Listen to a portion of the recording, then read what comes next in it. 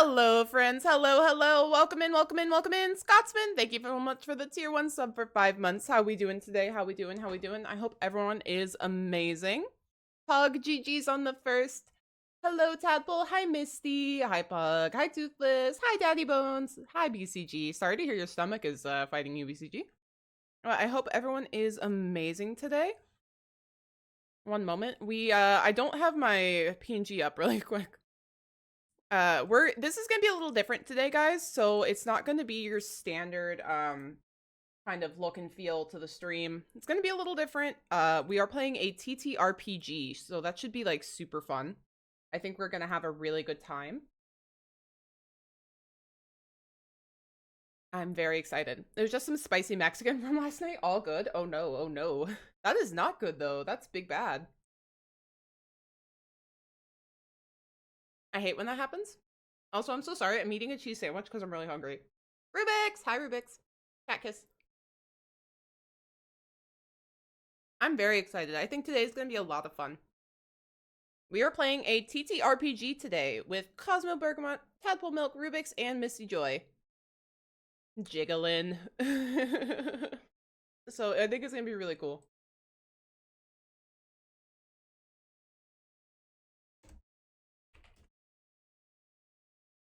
I'm sorry, I'm eating my cheese sandwich. I'm hungry. Guys, there's something so just wonderful about bread and cheese. I'm a survivor, puts sunglasses on, walks out to music while just praying for breeze. I'm a survivor, I'm gonna get her. I don't know the words. Na na na na na. Like that.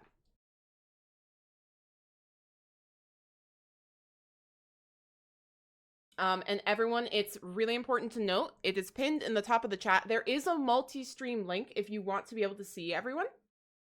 Because myself, Misty, and Cosmo are all streaming. Tadpole and Rubik's are not, but Tad and Rubik's will be here, obviously, playing with us.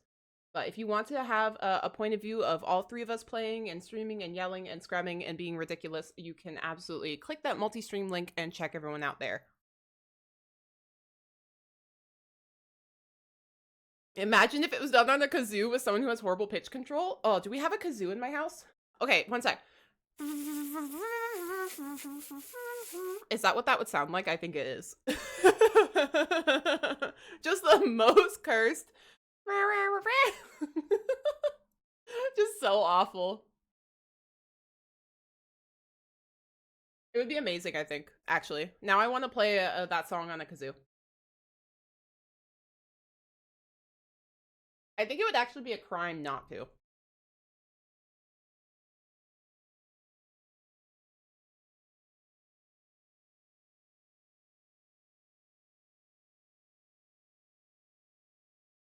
Hi, Tadpole. Alright, we're gonna have to actually, like, pay attention in a minute. We're all about that crime here. We do love to do a crime. One second. There's one more thing I gotta add to the stream. Really quick. Where is the reactive by Fujitech? There it is. We'll add that once we switch to the TTRPG scene. Because I've got we have a Fujitech little link so it'll show who's talking, which is very useful. Bang, bang. Bang, bang. Bang, bang. But I think it's gonna be fun. I've never played a TTRPG like this before, so I'm very excited, everybody. I'm so excited. All right, we're gonna switch over to ow, shit! I just bonked my elbow so hard on the table. Okay, one sec.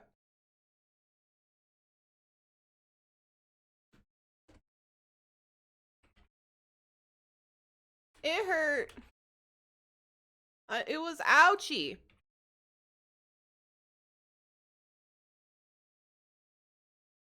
It hurt. It was ouchy. I didn't like it. Okay. All right, guys. We are going to switch our music over to something a little more relaxed. And turn that down, and we're going to switch over to Discord. Hey, Scotsman. Hey, Little Potato. Oh, I'm the only one who's not unmuted.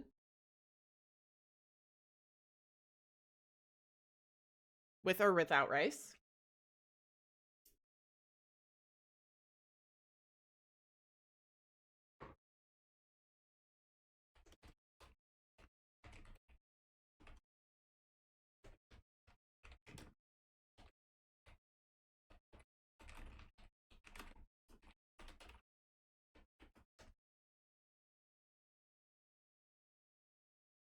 Esteemed colleagues for a brand new adventure. Let's do a couple introductions. Rubix, would you Uh, kindly tell us who you are and what you do? Hello, I'm Rubix. I'm a Minecraft streamer on Twitch. Um, I made this game that we're going to play today. Today. Good to meet you all. Today. I mean, for a given value thereof, I suppose. Yeah. Wonderful. And so it begins. As Rubix mentioned, they did make this game. It is going to be very good to have them be on the receiving end of the storyteller's table this time around. I'm excited for that. Tadpole Milk, would you kindly tell us who you are and what you do? Hi, I'm Temple Milk. I stream on Twitch um, a little bit. This is my first time doing anything like this, so I am extremely nervous, but also extremely excited. So, yeah. No, we will do no nefarious things at all. I promise that everything will be fine and everyone will be happy at the end of it. Welcome, Tadpole Milk. We are glad to see you. We have raided into Tadpole Milk from this channel about 100 times now, so for you who are in the classroom, you'll probably recognize the name. Excellent. How about you, SmoLCatzZ? Who are you? What do you do? Hello, yes, am small, am kitty. I stream primarily Minecraft. My pronouns are she, they, and occasionally other things, but mostly I just do crime. A great thing to admit on the internet where we are live. Amazing. Well, I'm very glad to have you here on the Academy grounds, though I would hope that you perhaps refrained from doing too much crime until we get into the game. I cannot promise anything. Amazing. Oh, boy. And Misty, would you be so kind? Who are you? What do you do? Misty Joy the 11th, she, they pronouns. I mostly do a lot of variety streaming on Twitch, so lots of Minecraft, arts and crafts, just chatting, random games that are normally cozy. Um, and I focus on positivity and self care. Excellent. Two things that are, well, I mean, it depends on how the story goes. You might not need too much of either of those, but let's be honest, anyone who has seen me be a storyteller at any table knows that the trauma is coming. So, with all of that on the table, then, I'm going to give a little brief overview of the game that we are playing. The game is called Crafted. It is a powered by the apocalypse game that was, powered by the apocalypse. You guys know it. We used that system, well, its derivative Monster of the Week, to play Ghosts of the Archive here some months ago. So you'll be familiar with that system if you watched the four shot that happened then. This is the beginning of another four shot that is very similar. It uses a 2d6 system, so you will see a lot of 2d6 rolls happening. If anyone in the classroom has any questions about the game or how it works or anything, I am the one running the game, and Rubix is the one who made it. So I'm sure questions can be answered if they are submitted in the appropriate way. We'll see. Yeah. Absolutely. I don't know what's With going all of that on the table, then, my dear four esteemed colleagues, do you have any other things to do before we start? Any announcements to make? Any protocols that you need to knock down? Luther says hi. Hello, Luther. Hi, Luther, by Luther. the way, is Hi, a Luther. cat. I am to understand? Yes. Excellent. I don't know where my She's cats threatened are, but me. I can get them.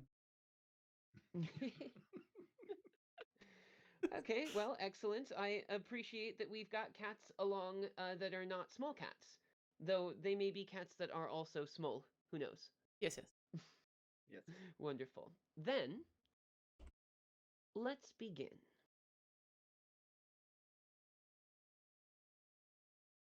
Last Saturday, you received a strange email. It came directly from the Minecraft.com domain, but the username was, well, it was off. High stakes game at Minecraft.com. The contents of the message were almost unreadable. A combination of glitched graphics and glitchy Zalgo text that made very little sense the first time you read it. But you could make out a couple details. Something about a brand new update, having to do with a kind of in-game quest line where you could collect certain items to unlock a new area that ostensibly has a bunch of treasure, a new set of armor, and remarkably, 2 unique NPCs called Prisoner and Panoptica. Strangely, it uses the word NPC instead of mob, but, well, everything about this email has been strange. The text mentions that the new armor, called Wish Armor, has some truly incredible properties. Thinking that it was some kind of viral marketing or ARG perhaps, you click on the link in the email to see what kind of stuff they're offering in the new, somewhat creepy update. When your Minecraft client opened up and showed a new server had been added to your multiplayer games, you paused for a moment at the title. Contest Server, Armor of Wishes 2024. Lexi, what Hello. does a day before your Minecraft streaming, or before your Minecraft games begin, look like for you? Did you say it's a Saturday? It is, yeah, last Saturday you received the email. Let's say that today is Thursday. Okay. So I just got home from college, where I'm studying film. I've come home. I've been practicing speedruns, so starting a new world, practicing getting to the end as fast as I can. And I'm just chilling, trying to avoid my parents, really, in my bedroom. It's a good place to be. Your personal history sort of leads you toward the direction of being more comfortable online than off. Um, I wonder how relatable that is, everybody. Hello. Looks directly Yeah. into the mirror. And when you opened up your Minecraft client, that email sort of springs back to your mind. Mhm. The multiplayer client, rather the server is there in your multiplayer server list. You have a couple others as well. Maybe one that you haven't gone so often to, but it was uh, one of the ones that you had seen on like a Reddit post where people could go in and do community builds, but you found that it was a little too hectic, too many griefers, that kind of thing. There was another one that you had been invited to by a few other people from your college that had sort of made the implication that they were going to do a lot more in it, but as is the case with many like non-organized servers, it died very quickly. But those 2 servers have 0 connectivity next to them. The only server that's got any bars next to it is the contest server, Armor of Wishes. What would you like to do? I'll join the server. 2 clicks, and a new world begins to generate. Which is strange. That's not supposed to happen when you... Small. What do you do before you stream, or rather, before you play Minecraft? What kind of rituals might you have?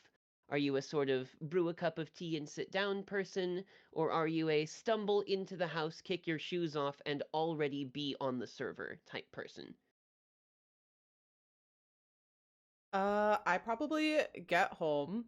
I absolutely shed items as I walk through the house. Shoes in one place, coat in one place, backpack in another place, just a tornado of ADHD arriving back to their house. I probably make food and like my 8th cup of coffee for the day, and then I go up to my office and open like 80 applications and tabs on my computer, because at this point I'm never just playing Minecraft to play Minecraft. I am probably recording or editing at the same time and also modding someone's stream at the same time. And it takes me like 40 minutes to actually get to where I might be just playing a game. Your microwave beeps for the 3rd time with the quesadilla that you put in there screaming for attention. When you go back down to your kitchen to grab the thing to just shut the microwave up at least, you trip over one of the shoes. The other one is somewhat near the shoe rack that you have. There are no shoes on it, of course. Nope. When you get back up to your computer, you have your in order to immerse a little bit closer into the world, you open up your Jingle streams. It's not Twitch, obviously. Jingle is the thing that people use these days. You have your own account open in one. You've got a stream that you would normally moderate open in the other. It looks like maybe they're running late on starting their stream today, so you may have an extra couple minutes of free time before you have to start looking out for bot raids and people making inappropriate jokes. What were you going to stream today? I was probably going to stream Minecraft building my giant kraken. Ah, yes, the Kraken. You've gotten some attention for that one, actually. There was a post on TikTok about somebody, or rather from somebody, who had sort of like taken a screenshot of your giant Kraken build from your Jingle stream and set it next to like an old Japanese ukiyo-e style painting and said like a bunch of sort of mildly critical stuff about it, like if you really wanted to make it like a good Kraken, then you do these sorts of things. His video got about 200 views. You routinely have 200 viewers in your stream, so it doesn't bother you to the slightest. But when you open up your client, the little icon next to the multiplayer button lights up, and you remember again, right, I got that email. It added a server to my list there. And almost automatically you find yourself having clicked on the list. Do you do lots of other multiplayer servers? Yeah, a good number. Like 3. Normally when you open that list up, you have quite a few servers there. But for some reason, all of them seem to be gone. Your list consists of a single server now. And that's strange, because normally there's a bunch of bustling servers that you're a part of. I mean, there's like Halcyon Lowlands, there's the Green World, there's plenty of them that you've got presence in. So why is it that only this one, contest server Armor of Wishes, is active? 2 clicks, and it begins generating a new world. Tim, Yes. you have been told by a few people on social media that there is a rumored best player award that is going to be given out at the streamer awards at the end of this year. And it's got a different category for a few different genres. There's like crafting survival games, there's platformers, and there's RPG style games. Would you find yourself interested in receiving that kind of award at the Streamer Awards for Best Minecraft Player? Oh, yes. I live for victory and being number one. I would say that you've probably got a little collection of other bests already under your belt, haven't you? So many. I'm running out of shelf space at this point. There was a convention that happened a few months back, Mine Conference, that had a couple sort of like multiplayer PvP style events. You came out on top in 2 out of the 3. The third one you only didn't because there was some sort of like garbage connection issue, and that's why you failed the spleef round. Yeah, I didn't fail. It was a glitch. So that's not Of a fail. course. No, certainly not. Which is why when you came out second place, it was annoying. Hmm. But it can be blamed on the tech. It wasn't you. Right. You know that a rival of yours has been trying to beat some of your records recently. Dr. Blaze Master is his handle on Jingle. And when you sit down and open up your web browser, his page is still up. And he's just started stream a few minutes ago.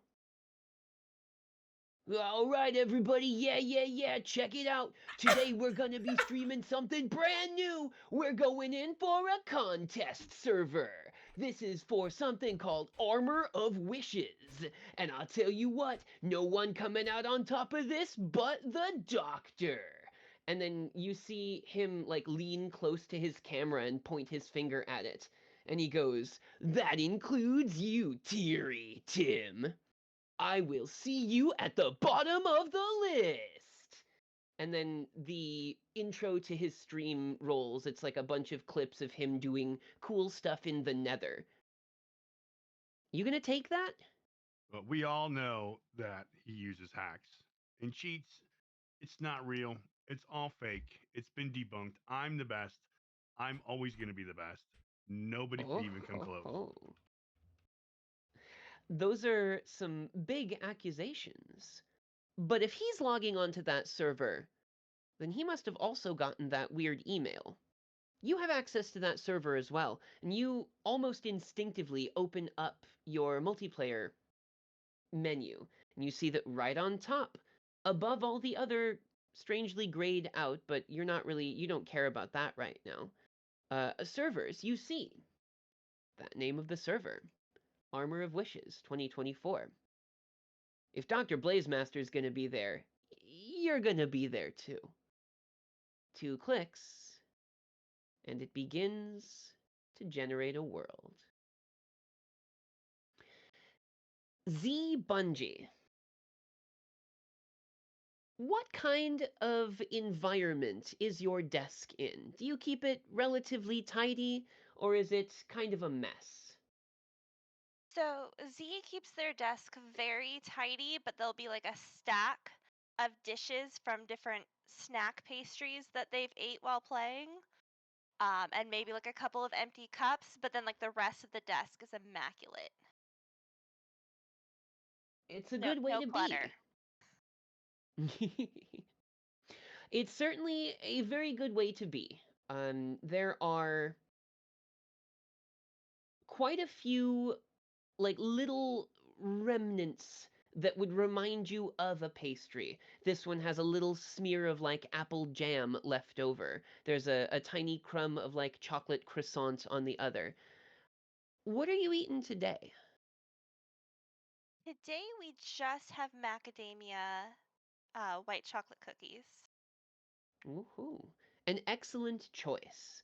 Macadamia white chocolate cookies.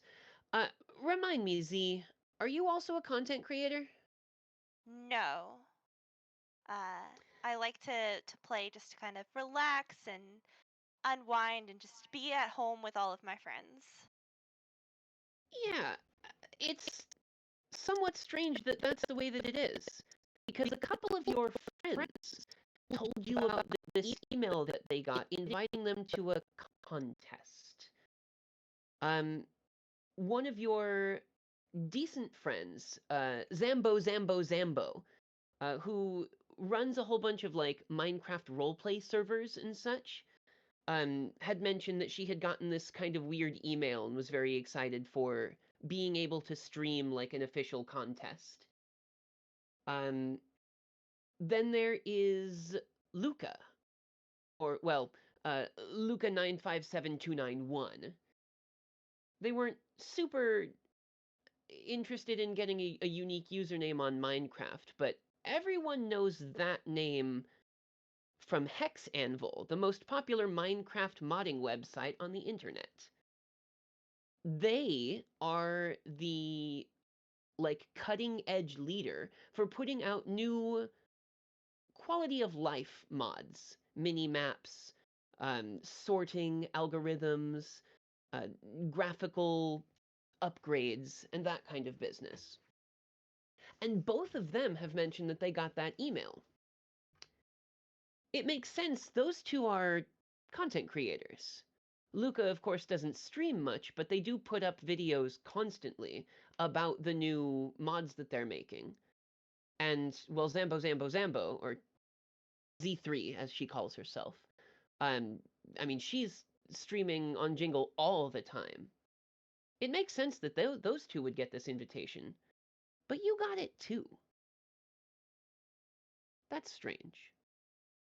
It's sitting there at the top of your multiplayer list, and you can see that there are a few players logged on.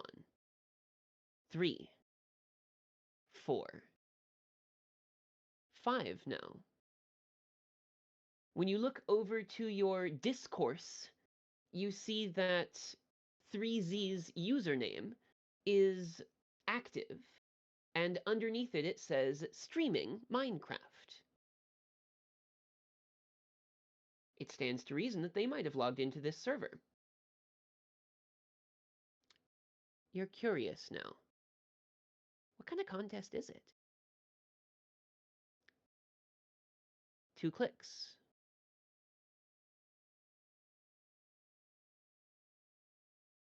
The world begins around you.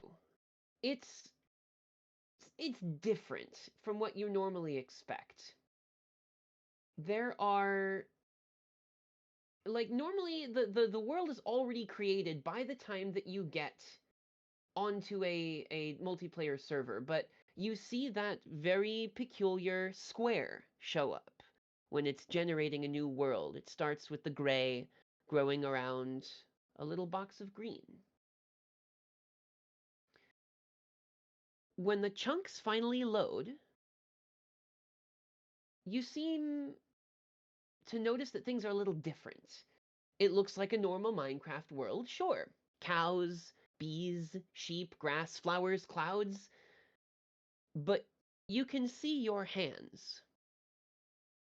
And those look real, like articulated joints, skin, fingerprints, even down to the little freckle that you might have on the base of your thumb. In fact, you can see your feet, your body, the clothes that you are wearing. When you turn your head, your field of vision moves as well. You are not holding a mouse and a keyboard.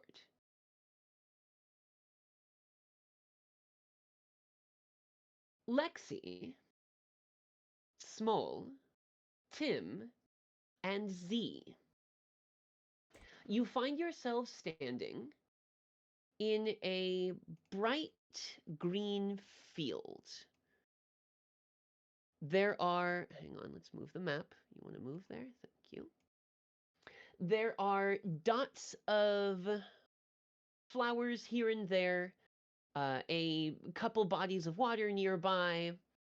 Off in the distance, you can see one of those peculiar little, like, surface level lava pools. Seems completely normal. And when you look around, you see that there are other Minecraft players. Do any of you already know each other?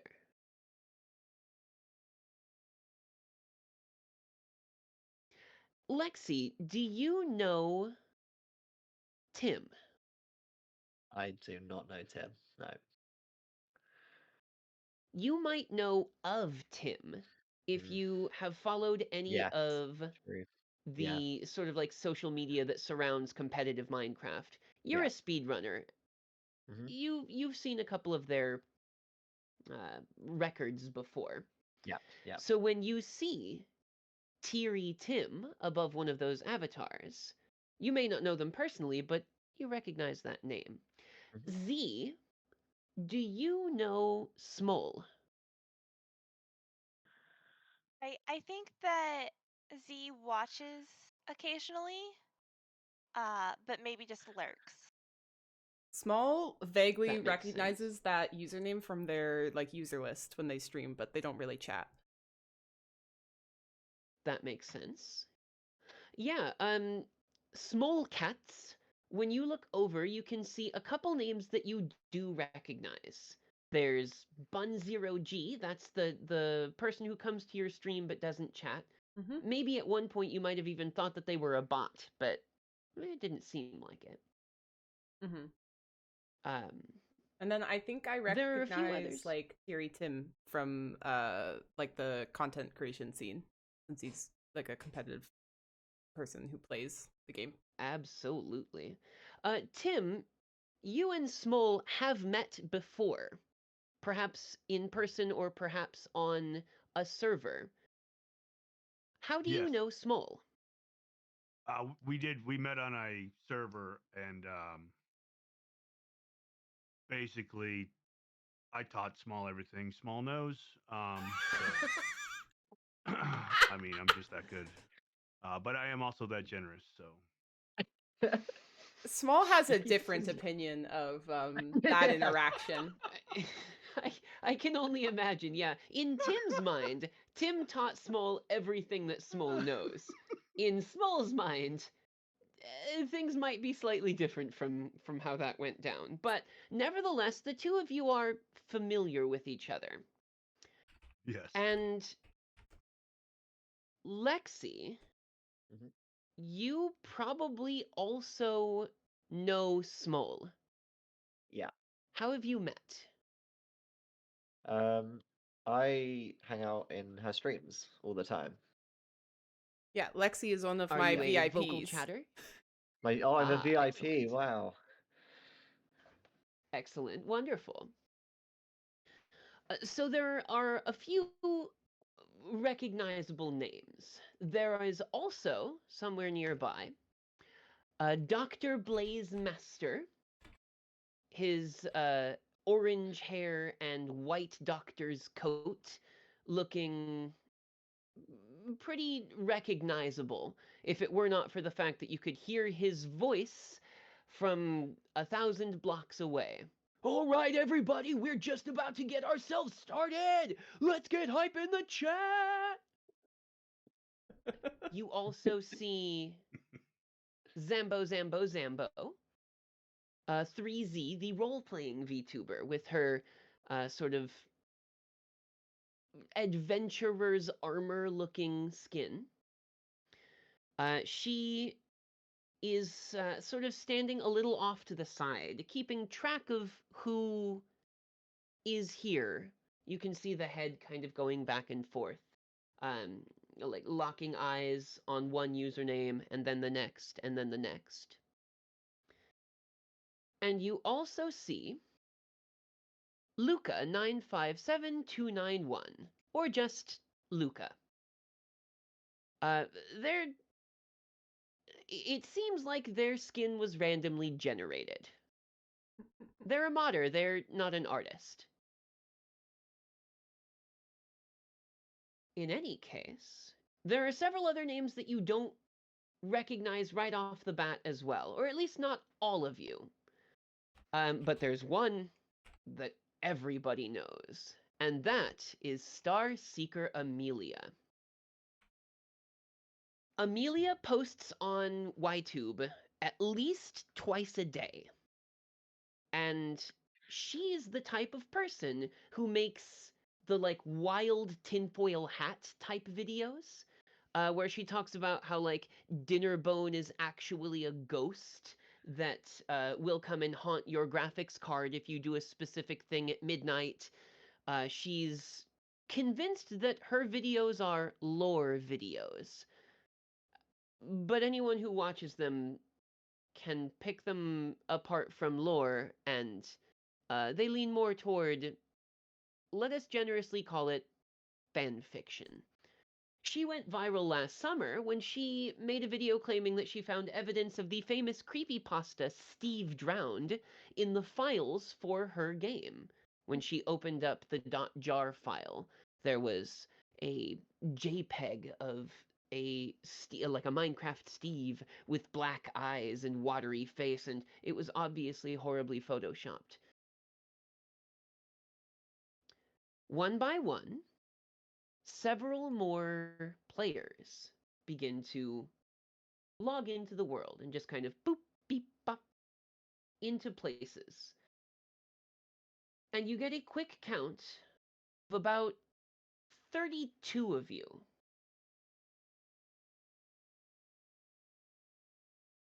As soon as the 32nd person logs in, the sky immediately turns to midnight, the full moon directly overhead.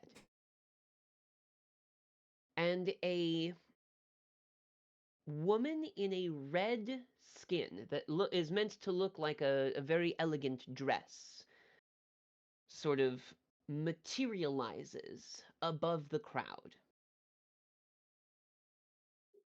Welcome to the Armor of Wishes server. All of you have been specifically chosen and invited to participate in a high-stakes game of elimination, where only one player will be worthy of receiving the final prize. Players will be eliminated in a series of rounds, where you will receive challenges to pursue and complete. Only the very best will achieve the ultimate goal, the Armor of Wishes. This unique, one-of-a-kind armor set holds the power to grant the wearers one single wish. The first round will begin soon. In this challenge, you have been randomly assigned to a group of 4 players. Your goal is to enter the Garden of Tranquil Whispers and retrieve 3 special flowers and place them on the statue at the entrance. Should you present a flower that is incorrect to the statue, your group will be eliminated. The round ends when either only 4 groups remain, or when the first 4 groups successfully retrieve the correct flowers.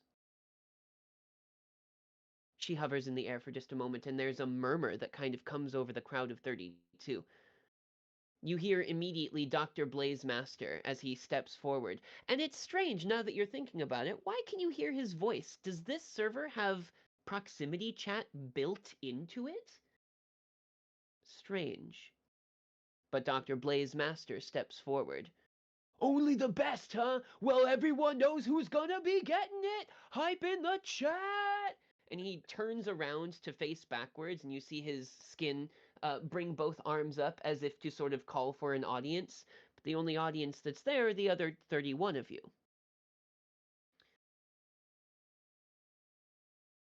What would you like to do?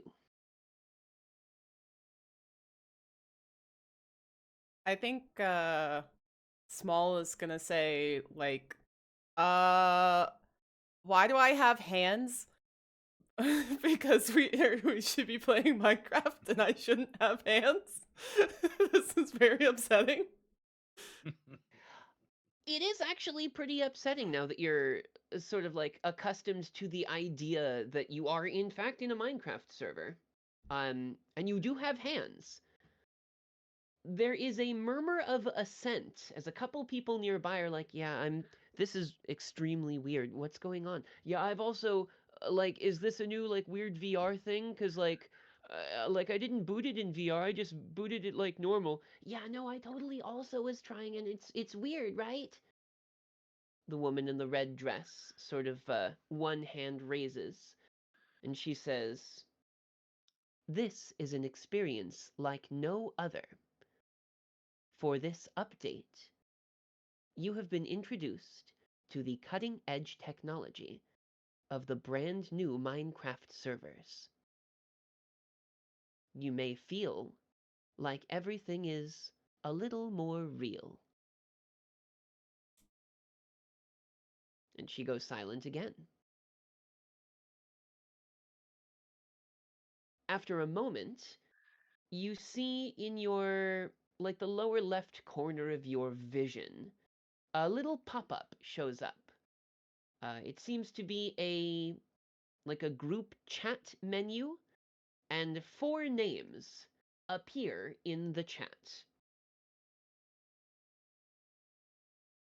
It's Gender Pending 6, SmoLCatzZ with 2 Z's, Teary Tim, and Bun_0_G. The 4 of you have apparently been assigned to a team.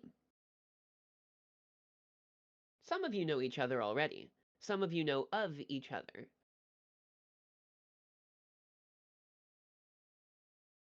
The woman then sort of floats down and lands on like the top of a little ridge. She says, "The round will begin in 15 minutes. Please make your preparations." And as she gestures to one side, a humongous dome-like structure seems to raise out of the ground behind her, one of the most impressive feats of redstone engineering you have ever seen, to bring up a building this size. It is enormous. The garden, a humongous dome-like structure built into what appears to be the side of a hill, has one entrance through a set of complex redstone-powered iron gates. Calming sounds of trickling water and gentle, sort of wafting breezes give an air of serenity and peace within. And through the iron bars, you can see a lush gardenscape with flowers and plants of all kinds, arrayed in something of a labyrinthine path, with bees lazily flitting to and fro. And you see a timer appear above the door. 15 minutes. Please make your preparations. The 4 of you have been assigned to a team. What would you like to do?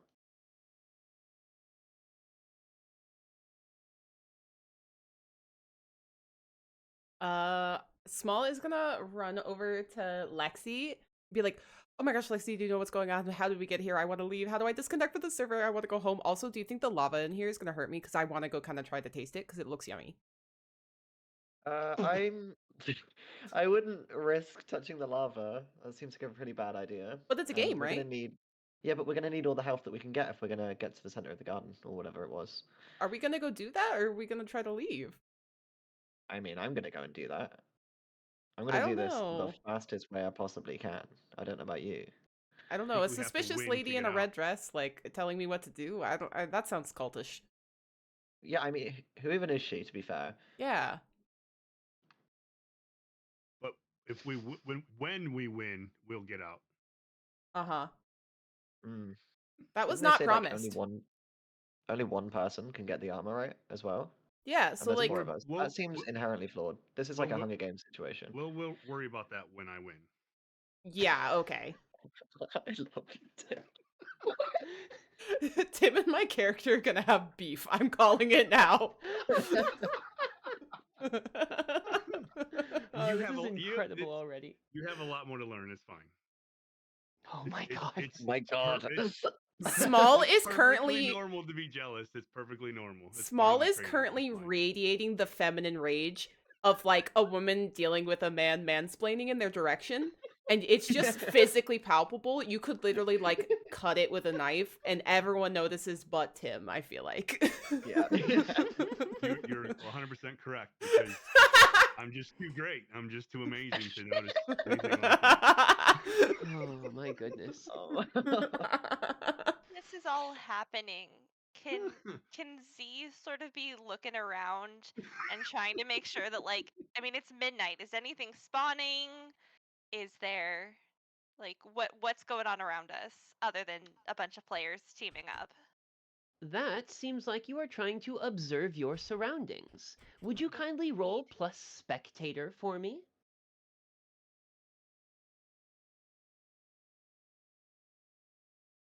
Uh, You can select your token, and in the upper left-hand corner, the little menu should show up. I got it. Excellent. Oh boy, a 5 is so it's disorienting because everyone else looks like a Minecraft character, complete down to the 90-degree angles at the end of their arms. But you have fully articulating hands that look literally exactly like your real hands. And like you didn't put on like a VR headset or some kind of fancy glasses or anything. You just double clicked on the server name. So you might be a little bit distracted looking around right now. You So, don't like, go on. Z uses, like, the quality of life mods and, like, cannot figure out how to turn off the gamma.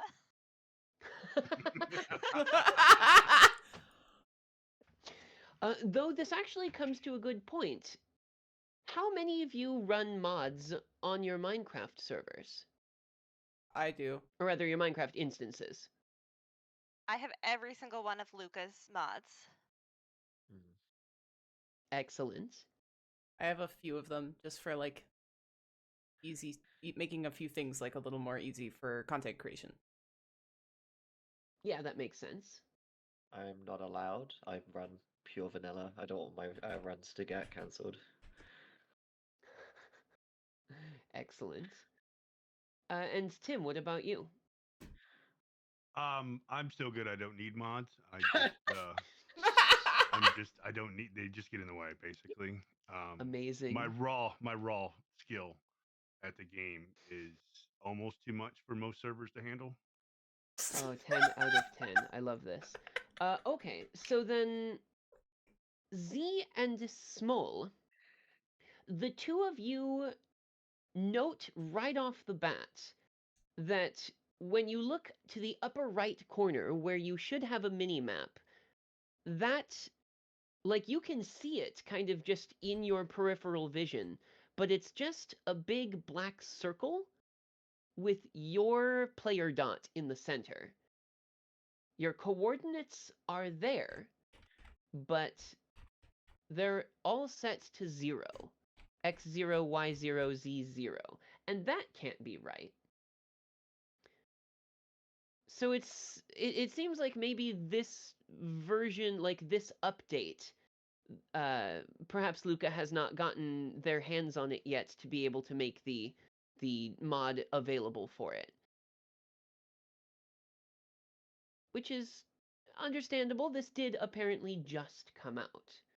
But nevertheless, um, it takes maybe a minute or so of reconciling with the idea that whatever this new tech is, it's apparently so high tech that it can kind of broadcast the game directly into your head.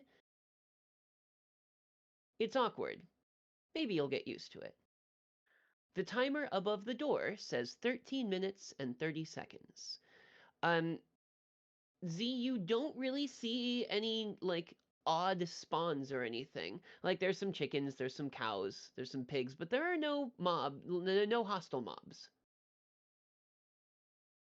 Not that you see, at least. Can we try to like do any of the base Minecraft progression? Like, can I go punch a tree? Yeah, 6 or 7 punches. Like, you go up and wrap your knuckles on it, and you feel the wood tapping your hand. But just tapping a couple times, the block of wood that you're tapping on, the texture begins to change with the cracks, as though you are mining it. Interesting. Do Do we we? have Like, it's hunger not bars like regular Minecraft? You don't see any health, hunger, or EXP bars. Okay. Did my cookie come with me? That feels like a yes.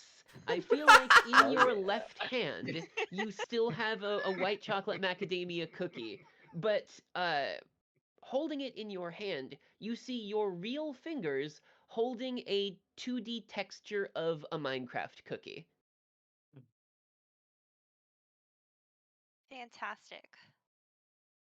Can I like split it up and give it to my new teammates and like introduce myself as I hand it to everyone?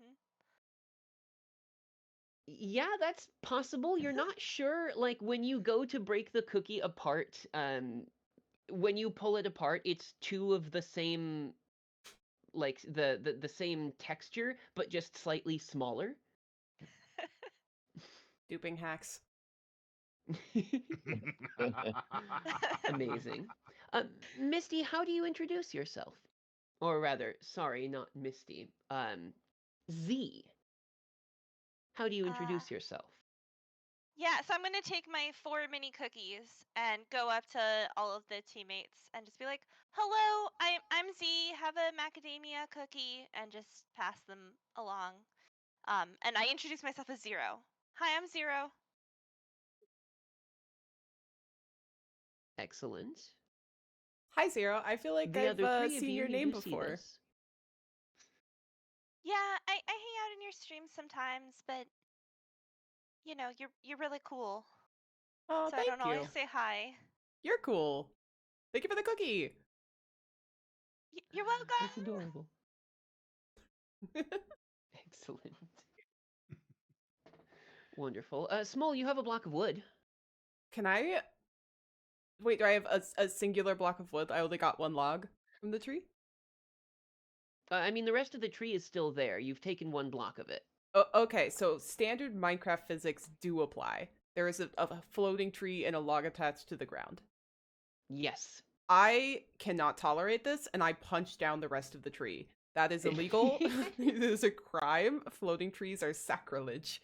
Oh, you didn't remember your training. You could have made a wooden axe and taken it down so much faster, but that's fine. You know that you could go make an axe, Tim, if you feel inclined. I got this. Yes, you slowly do have this. There's Oh, there's a amazing. lava pool over there. I bet you could fall into.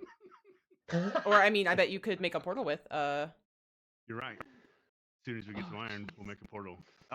Oh, you need iron. The lady mentioned statues and flowers that coordinate with the statues. Yes, she did say that. Can we look around and see if there's statues? There are a couple statues on the outside of the garden gates. They're, low poly, sort of like 2x2 kind of structures. But on the inside of the garden gate, there is one relatively like well-built gold block statue with it's maybe 25 blocks tall or so. It looks like as much of a humanoid form as a 25 block tall statue can. And its two sort of blocky arms holding out in front of it end in some iron plates. Hmm.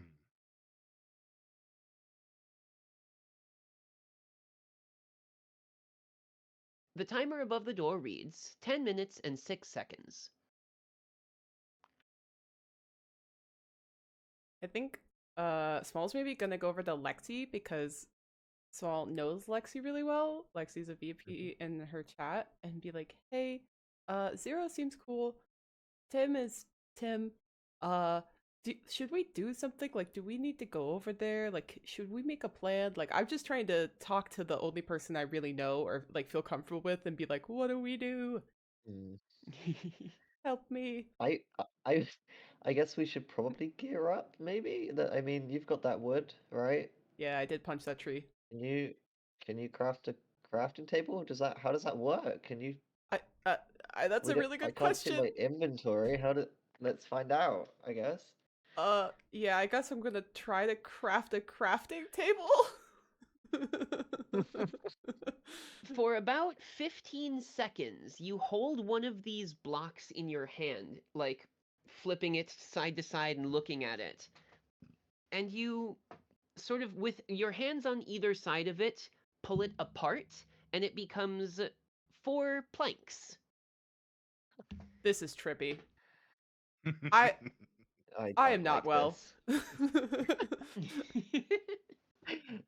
I'm gonna try to take the 4 planks and squish them back together into a Yeah, square to just make a squish real quick. crafting table, I think.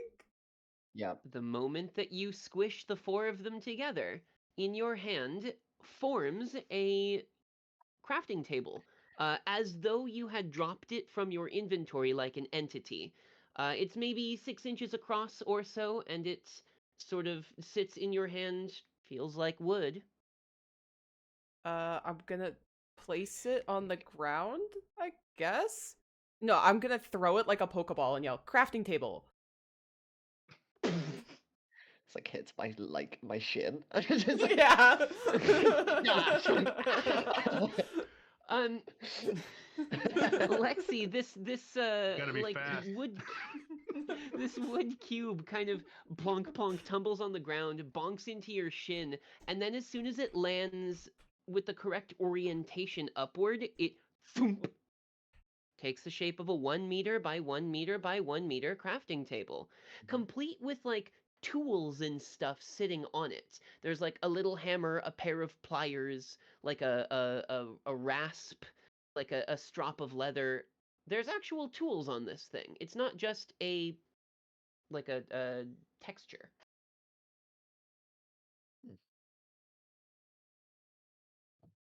Can I like take the pliers off? Yeah, you pick them up. They are in your hand. Right? They feel about as heavy as a pair of pliers should, except for they're made of pixels. Huh. That's neat. This is really weird. Small is just sort of staring and like kind of like with great trepidation, like hands Lexi the other logs that I punched and is like, "Can we make tools? I don't understand." I guess, yeah.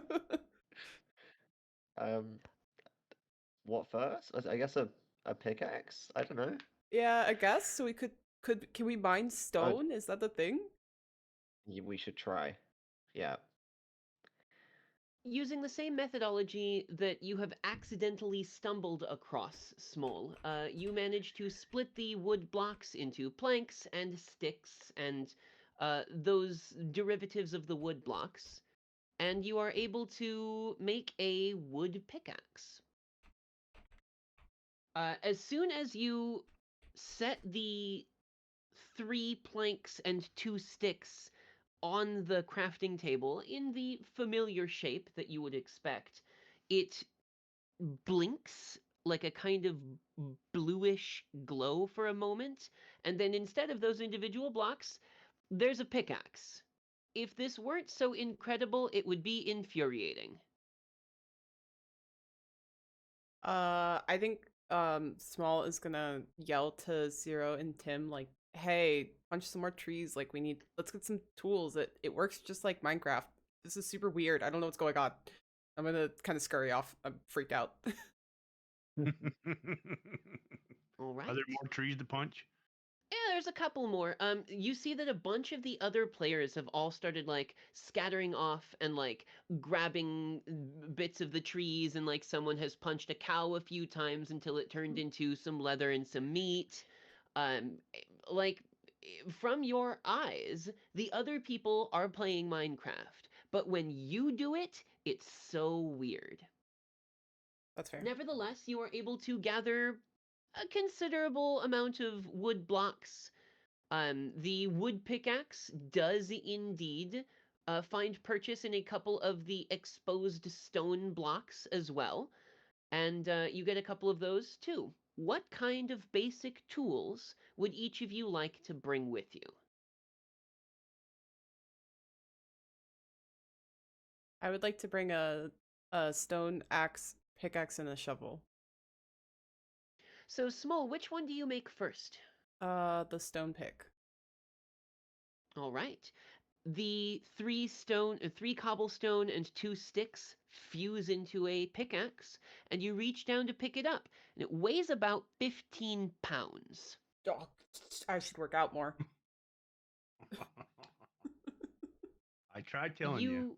Yeah, okay, Tim. Sure.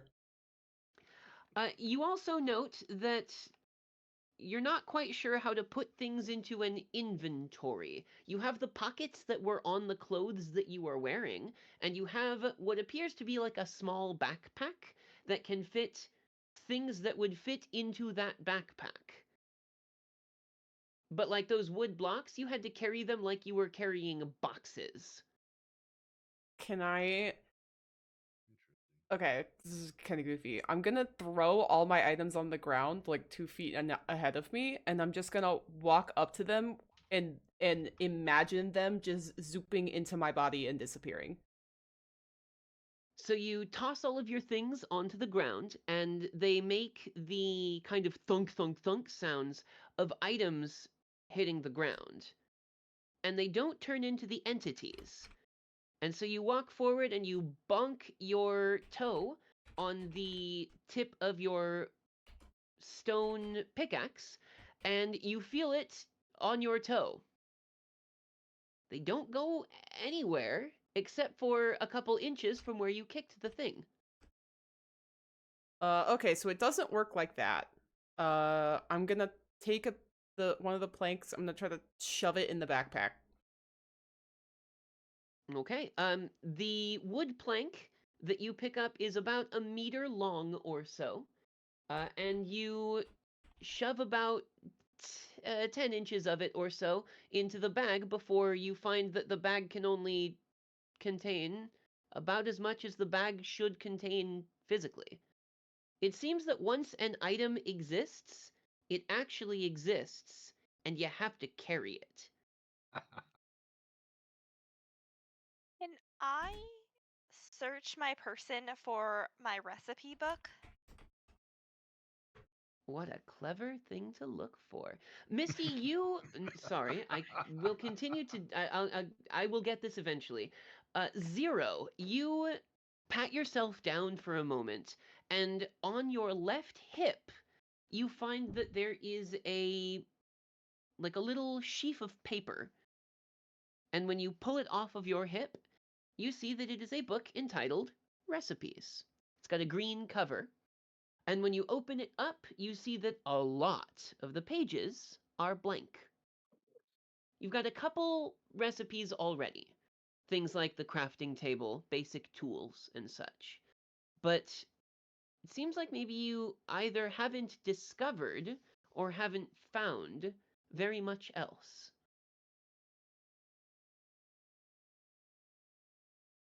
If I flip through it, is there anything else, or just Z, why read don't through you the pages? why don't you tell me if there's something that you're looking for specifically, and maybe there will be luck. I think I'm looking for a backpack or a carrying device, Mm-hmm. maybe a fishing rod. I'll tell you what. Go ahead and observe your surroundings. Go ahead and roll me spectator, please. It's a 9. Hey, 9 is not bad. You can ask me a question from the list of questions that are on the Observe Your Surroundings list, which I will post in the Roll20 chat right there. You can also ask a sort of specific question with relation to this specific scene, and I will tell you what it is. So you can choose one of those, or you can ask, is there a thing specifically? Um,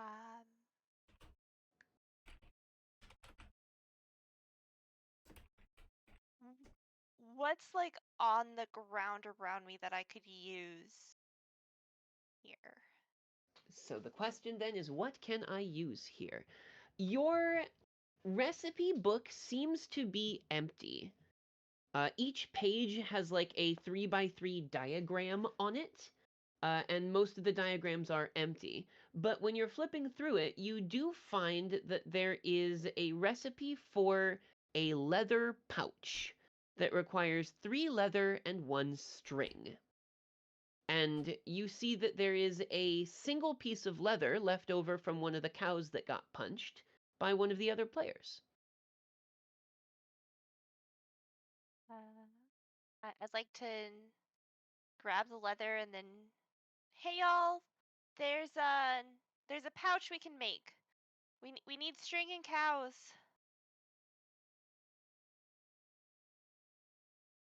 Can I craft a sword and go get some cows? Yes, absolutely easy. Your sword is a stone sword.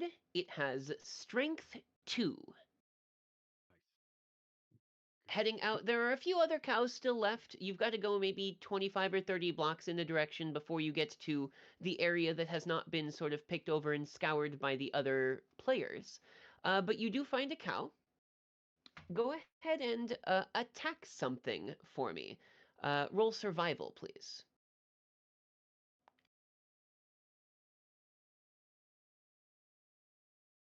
Excellent. It is a 9, which is a mixed success. Let's see here.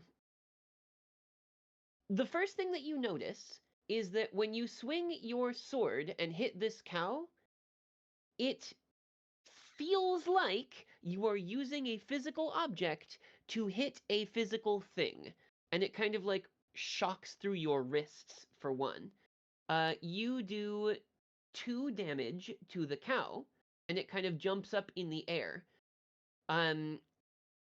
In addition, since it's a mixed success, you have to choose one of the 2 options for your consequence, either thorns or thrown off.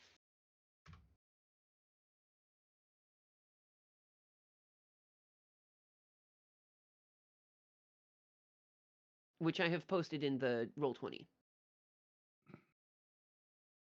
Thrown off. Excellent. You boom, and it kind of like reverbs back into your hands a little bit, and you find your grip has slipped a little bit on it because you weren't really expecting to feel the impact. And the sword kind of clatters from your hands onto the earth. The cow, however, having jumped a little bit when you hit it, falls off of a little ledge and takes fall damage at the bottom and dies. It gives you 2 pieces of leather and 1 raw steak. Winning. I dare Tim to eat the raw steak. Eats the raw steak.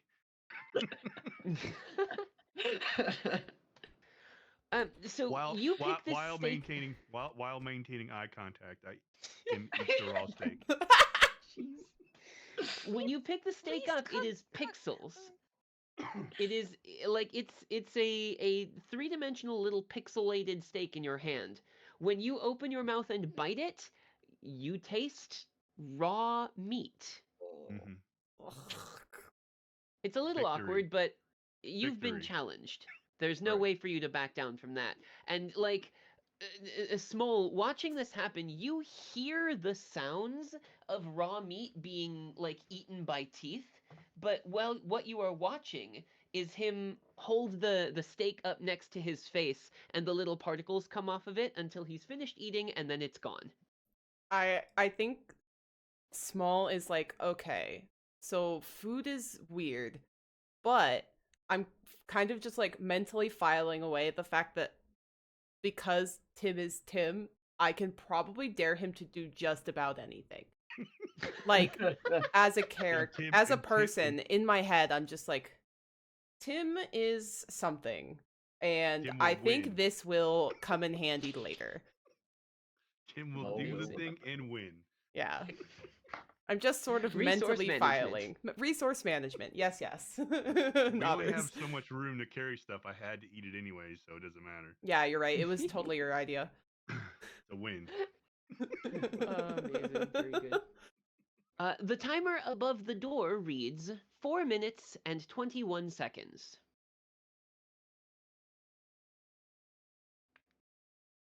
Are there any other preparations that you would like to do? What else do we need to craft the pouch?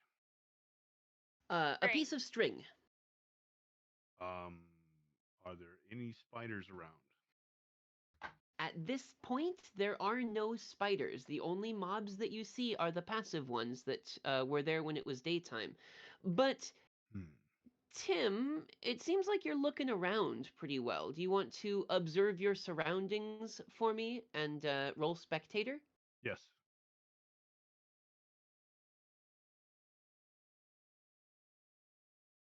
Hey, an 8 is not bad. Um, so you can ask one of those questions from that list that's a little bit further up there, if you would like. What can I use here? It's a good question. Hey, Tim, do you wear a hoodie in real life? Yes. As you're looking around, you don't see any, like, spiders or spider webs or anything, and you kind of, like, run your hands through your hair, like, when you're looking, and your thumb grazes the string on your hoodie. Maybe that would work. Yeah. Let's use this. Let's try to use a string on the hoodie for the pouch. You grab the string and pull it off of the hoodie, and instantly in your hand it becomes a piece of string. Winning. Do With we- enough materials to craft the pouch, it is very simple. It's like a V shape of the 3 leathers and then a string on the top, making a kind of diamond shape. And as soon as those hit the table, the flash happens and a fancy-looking embossed leather pouch with a string closure at the top sits on the crafting table.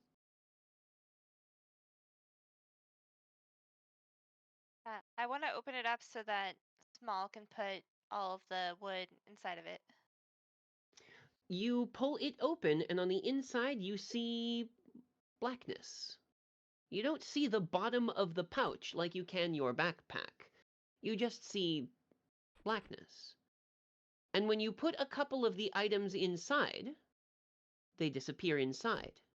And you see on the like looking through the top of the pouch, you see these like tiny little miniaturized versions of those items.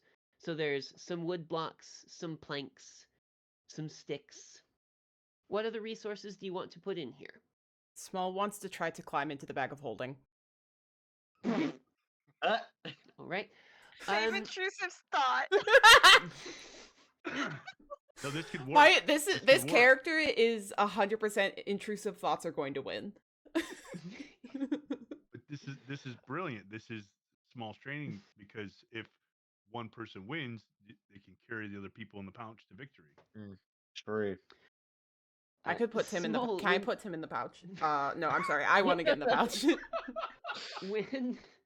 When you pull the pouch open and put your fingers inside, you feel the bottom of a pouch a few inches in, and you feel little tiny like cubes brushing against your fingers. It Dang. seems like you don't count as an item. Okay. I'm gonna pick up a chicken and try and put it in the pouch. Okay, yeah. Hey, Lexi, do you wanna... Trying to catch a chicken is gonna be a little bit of a chore. Okay, Do you wanna try yeah. to react quickly for me, maybe? Sure. There you go. Ah! God damn. Excellent. So, Lexi, you kind of like stalk up behind a chicken and then dive down to try to grab it, and what you get is a handful of broken egg all over your fingers. The chicken runs away. The sensory Oh. nightmare. Yeah, no, that's awful. I like wipe it down The on my timer jeans. above the gate reads 1 minute. And at that point, the lady in the red dress speaks one more time. As an additional challenge, 2 panoptica will be released 1 hour into the round, and they will roam the garden. If a player is eliminated by a Panoptica, that player's group will also be eliminated. What's a panoptica?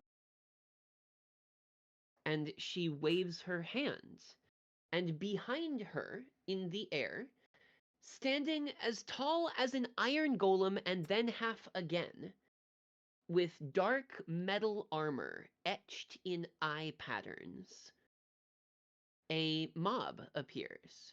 Across its body, several glowing eyes pulse through a sort of shimmering glow that makes it look like the armor he's wearing is enchanted.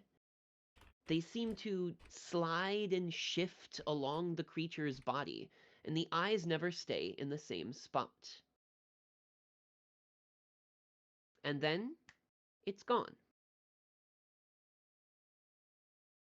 Well, that was unsettling. Mm. I hate them. You have 30 seconds. Before we Maybe. run out of time, can I make a boat and an axe, a wood axe? Absolutely. So each of you now can, in the notes for your character, keep track of the basic items that you have started with. However, the boat weighs about 30 pounds and is about as big as you. And it doesn't seem to fit inside the pouch.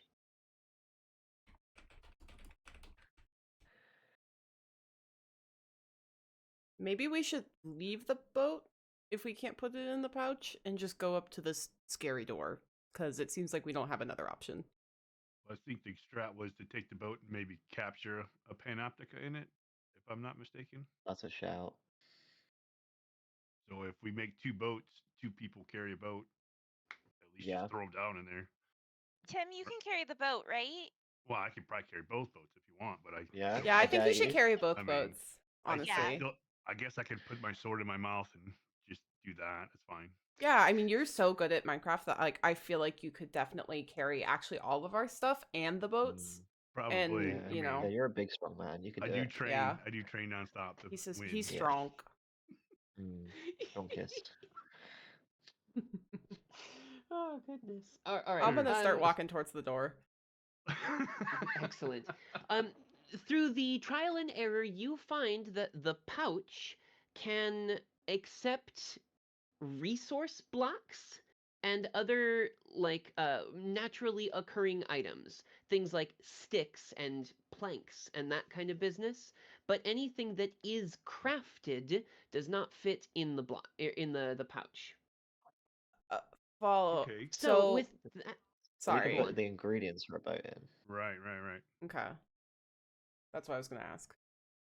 yeah, So I that you can do. I can carry the boats just in pouch form. See, told you, winning. Amazing. All right, so I'm going to make a note. Of wood blocks, they are spruce. You have 16 wood blocks By wood blocks, that you you have mean in logs? Like logs or correct. Yeah. Yeah, logs are planks. Logs. That's very important. So 16 logs. Excellent. Are there any other resource blocks that you'd like to bring in with you? I think we Sure. mined some cobble probably and Yeah, some cobble. dirt. Yeah. Cobblestone sounds good. Yeah. With the time allotted and having used some of it, you've got 10 cobblestone left in your collection there. And you have time to choose one more block. Do we have time to kill a couple sheep for some wool? Like, can I go over and bonk a sheep on the head? There's about 8 seconds left on the clock. Do you want to try? Yeah, I'll try for a quick action. Okay, go for it then, and let's roll attack something. Go ahead and let's do survival for me, please. That's 2d6 plus. Sorry. 2d6 plus survival, but you can just select your token, and then in the upper left-hand corner there should be a button that says survival. I typed it. I just rolled it then. Oh, excellent. 10 is very good for that one. Yeah, it's a hit. You like heft your sword, let's say, Mm-hmm. stone sword. You heft your stone sword, dash over, and like do a little jump and critical hit it down as it goes down, and it turns into a piece of raw mutton and 2 blocks of wool. Um, have you ever like used a meat tenderizer in real life? Yeah. Yes. Yeah, it's that feeling. Extremely gross. Yeah, that was gross, but I'm gonna pick up the stuff and like go back to the door and put it in the little bag of holding. All right, excellent. Yeah, you've got 2 blocks of wool. They are gray wool. And then in addition, you've got 1 mutton. Great. Okay. The timer ticks down. 3, 2, 1. And then the doors, with some redstone sounds and some piston making, slide open to the sides. The garden, this humongous dome-like structure, invites you inside. Inside, about 15 steps in or so, there is this gold statue with iron plates for hands, and you wager that the whole structure is maybe 250 blocks in diameter. So about like 125 tall in the very center, and 250 across. A big circle sort. You and all of the other players pile inside as quickly as possible. And as soon as the last player goes inside, the gates close behind you.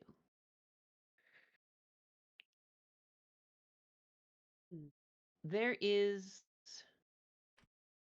something about this place that feels spooky. It's lit by soul lanterns. There are a couple torches here and there, but the most of the light comes from that sort of weird ghostly blue fire from those peculiar lanterns. And you see, as most of the other players sort of scatter off in their groups of 4 into various passageways through the hedgerows and through the rows of roses and through little pathways that lead between things, you see that most of the directions you can go, the walls that make up those paths are about 5 blocks high or so. Welcome to the first round. Good luck. And from outside of the bars, the woman in the red dress shimmers and disappears.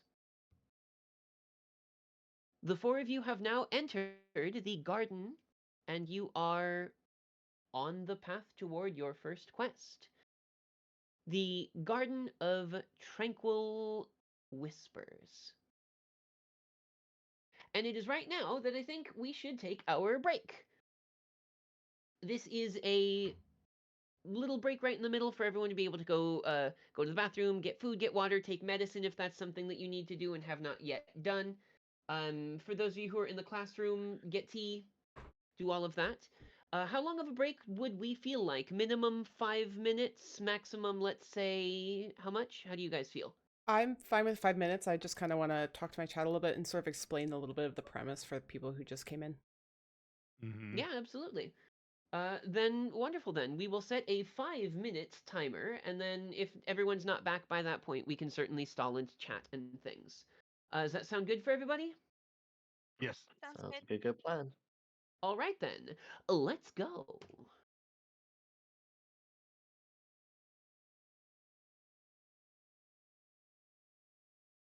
All right, I can actually talk. Yay. So this is Armor of Wishes, which is a Minecraft TTRPG. So this is a role-playing game. It's kind of similar to Dungeons and Dragons, but it's set in the world of Minecraft and set in Minecraft. So the premise is that we've got Z, played by Misty Joy. We've got Lexi, who's played by Rubix. Tim, or what is it? Tiri Tim, who is played by Tadpole Milk, and SmoLCatzZ, or Small, is played by me. I'm role playing myself, actually. Being a little bit world breaky here. It would be fun, Millie. It's actually been very fun. But so the idea is all of us got a suspicious email telling us about this competition server that we could join, and we clicked the link in the email and kind of looked at it. And the next time we loaded up Minecraft, we didn't have our normal servers in our Minecraft client. We had this server, Armor of Wishes.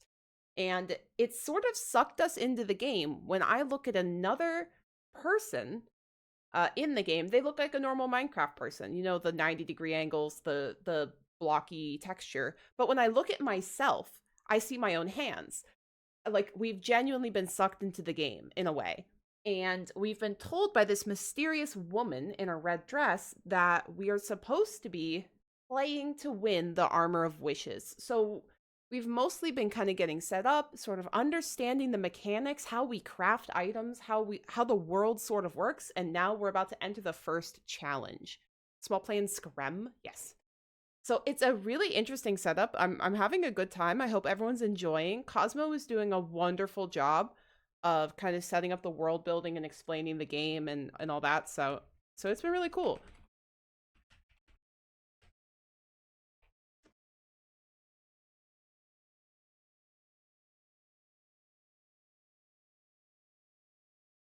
Oh, there we go.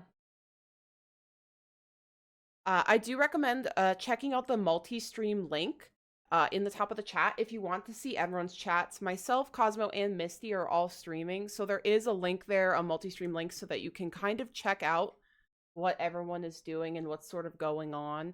I can actually go like click on it. Hi, Kumi, welcome in. It's really interesting. This is very fun. I'm excited to see. We're currently on break. Everybody's sort of getting a cup of tea, doing this, doing that. We expect to be going until about 5 o'clock. So we have about another hour and a half left.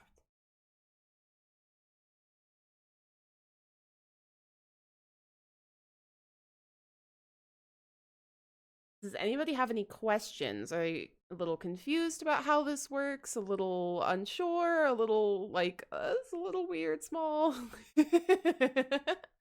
We're going to be doing this every Saturday in January. So next week at 2 and the week after that, etc. So it'll be 4 or 5 depending sessions every Saturday at 2 p.m. Eastern time. We're going to be doing this TTRPG.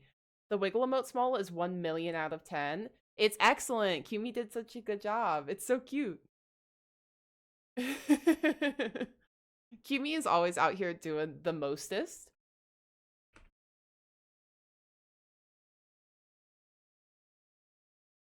We have the cutest little emotes. It's actually true.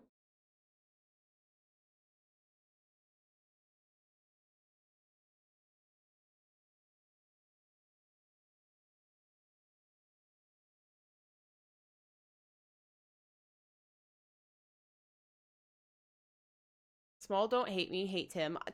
Tad, I almost called you Tim. Tad, I absolutely don't hate you. I feel like my character and your character don't necessarily get along very well, if that makes sense. Like, my character views you as being a little bit, views your character as being a little full of himself and kind of condescending. And, like, I don't hate him, but I don't personally like him. Hashtag hate Tim. We don't hate Tim. We're just annoyed with Tim. Tim, pull them out. They hate each other. They don't get along. Like, the interactions that Small has had with Tim are not necessarily positive. Is this like D&D Minecraft? Yeah, it is. It's kind of like D&D. We're playing a role-playing game. Right now we have our category set to tabletop RPGs, because this is basically Dungeons and Dragons on a sense. But I mean, if you got good, you would love Tim. Yeah. Uh-huh. Uh-huh. Uh-huh. They're like Timbits, if you're familiar, but sour.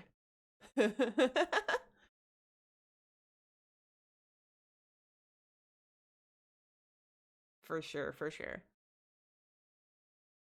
But yes, this is a lot like D&D. It's a very different system than D&D. Petition to unmod Tadpole granted. We're back, by the way. All right, cool. Yeah, the system is not like D&D, guys. It's not as complicated. There's not as much math. We're not gonna have to sit here and like roll and like add 50 different numbers. It's all happening here in the Roll20 app, so it's a little different. This is your first TTRPG. There's been a lot of kind of exploration of concept, but how you feeling? How you doing? Oh, it's good. Like this is so good. I'm actually getting like goosebumps. Like letting myself get immersed in the story. I'm loving it. I'm having such a good time. Oh, excellent. I'm very happy for it. How about you, Small? How are you doing? I'm doing great. I am very much enjoying this. I've been fielding a few questions from chat, just sort of about how the system works and like kind of what this is like. Explain that this is sort of like D&D, but not D&D. It's not like the complicated like gotta add 12 ones onto your thing because you have a fancy pair of boots that makes your strength more, but similar-esque to yeah. D&D in the sense that we're role-playing and we're also rolling to determine outcomes, or at least help to indicate an outcome. But it's been really cool. I like it. You've done a lot of world building and I really appreciate that. This is really cool. You and Rubik's have done amazing. Rubik's Hello. work putting the system together is exceptional. They were telling me about this like quite a long time ago. It was just like, wouldn't it be cool if we made like a Minecraft hack of Monster of the Week? And then like 3 weeks later, they come over to my DMs and they were like, "Here's this entire document where I made the whole game." I wrote most of it while I was on holiday. Like I had nothing better to do, so I was like, I'll just, start typing and see what happens. Excellent. And then it got out of hand. That's incredible. one of my Nice. favorite This is things easy. about Rubik's is that you'll be like, we'll be talking about an idea and then there's a Word document. And off you go. Well, and it's wild because like that Word document doesn't take time to show up. It just suddenly is Yeah. there and has like Right. 14 pages of stuff in It's it. called hyperfixation, okay? Like We love it. Rubik's joined Halcyon Heights in less than a week. We had a Word document explaining everything. If you ever need a Oh, Word document made. yeah, right. Oh, amazing. I'm glad we're doing it. How are you feeling, Misty? You doing okay with it so far? I'm good. I'm having a blast. I'm I glad got more to hear coffee. it. Well, up until now, a lot of things have been an introduction to the world and an introduction to the concepts, but now that you guys are in quest mode, things are going to be a little bit more in your court. So, you can tell me the things that you want to do, the kind of places that you would like to go within this gigantic garden structure, and we'll see what we see from there. Are we ready to get back into it then? Yes. Yes. Excellent. Moments ago, the doors slammed shut behind you. Your group of 4 stands near the entryway. The other groups seem to have scattered pretty quickly into the various paths and twists and winds that make up this amazing garden. You know you're looking for 3 special flowers. That's about all you know. Can we observe our surroundings? Absolutely. Go ahead and roll the observe your surroundings for me. That would be spectator. We can all do this? Let's do that one at a time first, so that we don't double up on any questions. I just had So to be like, whoever's how do going I spell first. spectator? Uh, I got a 6. It looks like that Small- not adding the modifier. yeah, Small, I appreciate the work that you have done typing out the word spectator, but there is a macro for this thing.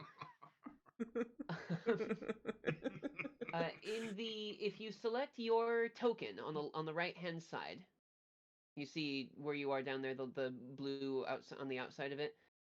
When you select that No. token, you should get a little menu of 4 buttons in the upper left hand corner of your screen that say Adventure, Creative, Spectator, and Survival. Do you see those? I'm gonna need more clarification of what do you mean Okay. by where?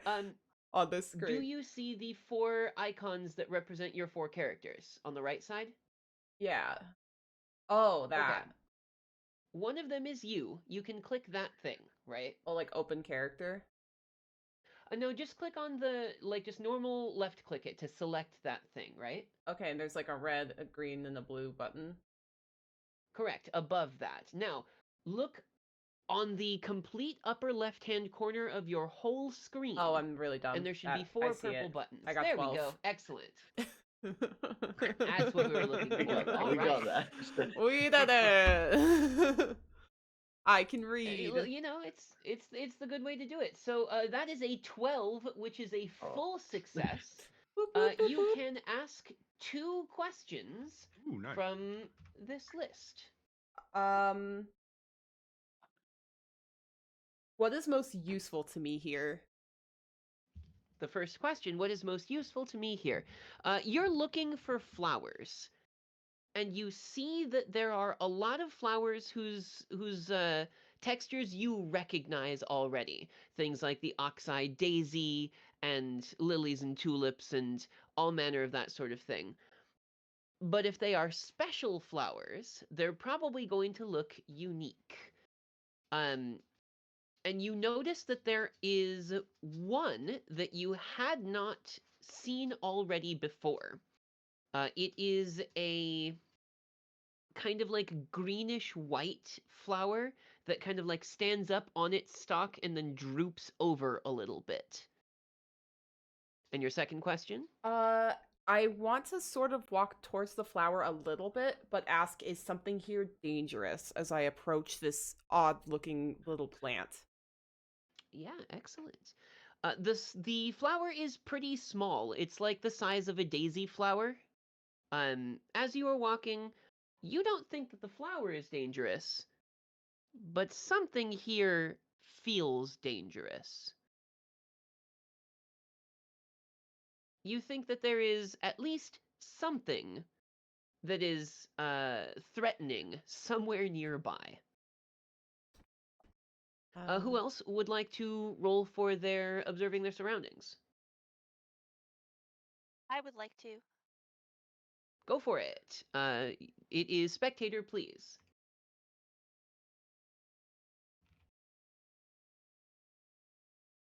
Oof. 7.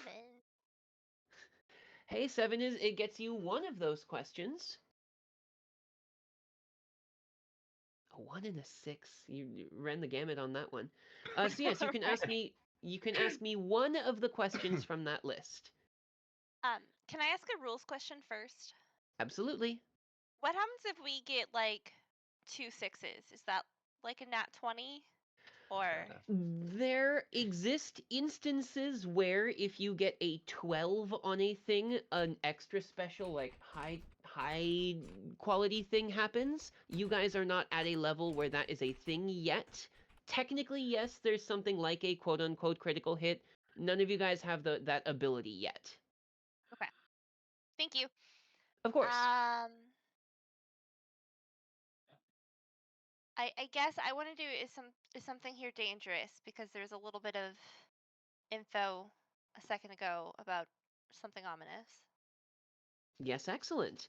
As you watch Smol head over towards a strange-looking flower, you kind of like instinctively look around, just like behind and to the left and right and things. And yeah, you're getting a kind of like chill in your teeth, a kind of almost like a vibe that something nearby is off, is dangerous. Like you are not completely safe in this space. Y'all, this garden does not pass the vibe check. Sorry, I didn't mean to just roll adventure there. I was trying to put something Don't else. worry about it. We Hey, won't guys, as take well, yeah. that double 1 roll that you just threw. I'm sorry, I wasn't Actually, no, trying to you do just that. die immediately. Take 10 hearts of damage. Yeesh.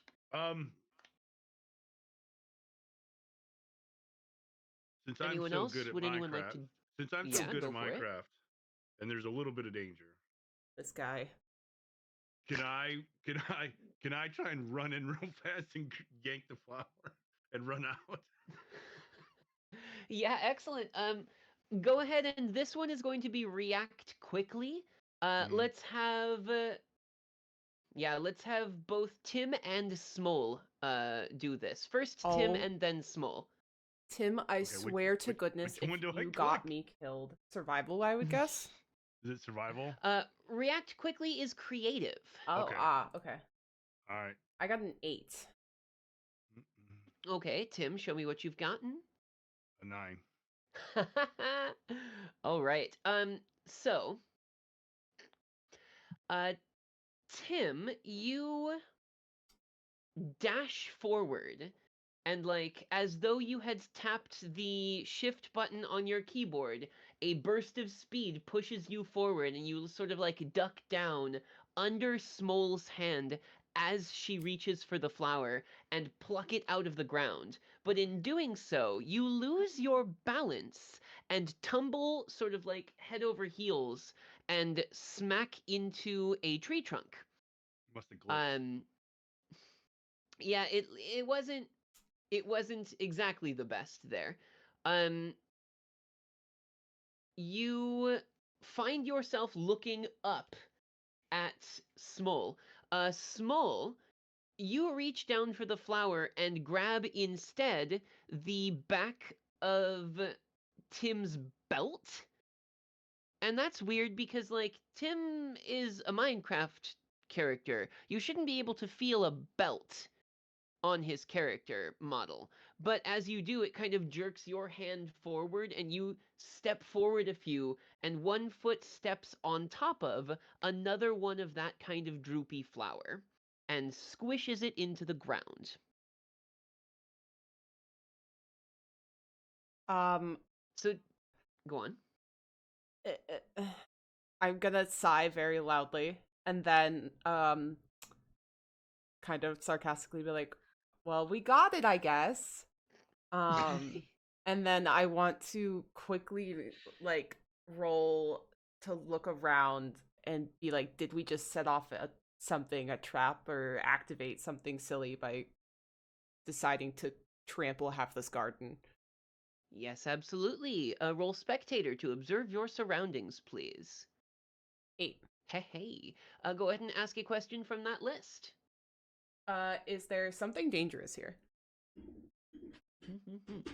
This question has been the focus of attention for the last couple, and the answer to it continues to remain yes, something is dangerous here. But now that you're looking around specifically for like traps and that kind of thing, it doesn't seem like there is a reaction to you having stepped on this flower or picked the other one. Whatever is giving you that off vibe does not seem concerned with the fact that you have picked and stomped on a flower. Okay. However, Tim, holding this flower in your hand, you look down at it and you see above it in your hand, in the fancy sort of digital Minecraft font, it says Whispering Willow Bud. And then in green text under it, it says allows for eavesdropping while held, so long as the holder maintains line of sight to the target for up to 20 seconds. Hmm.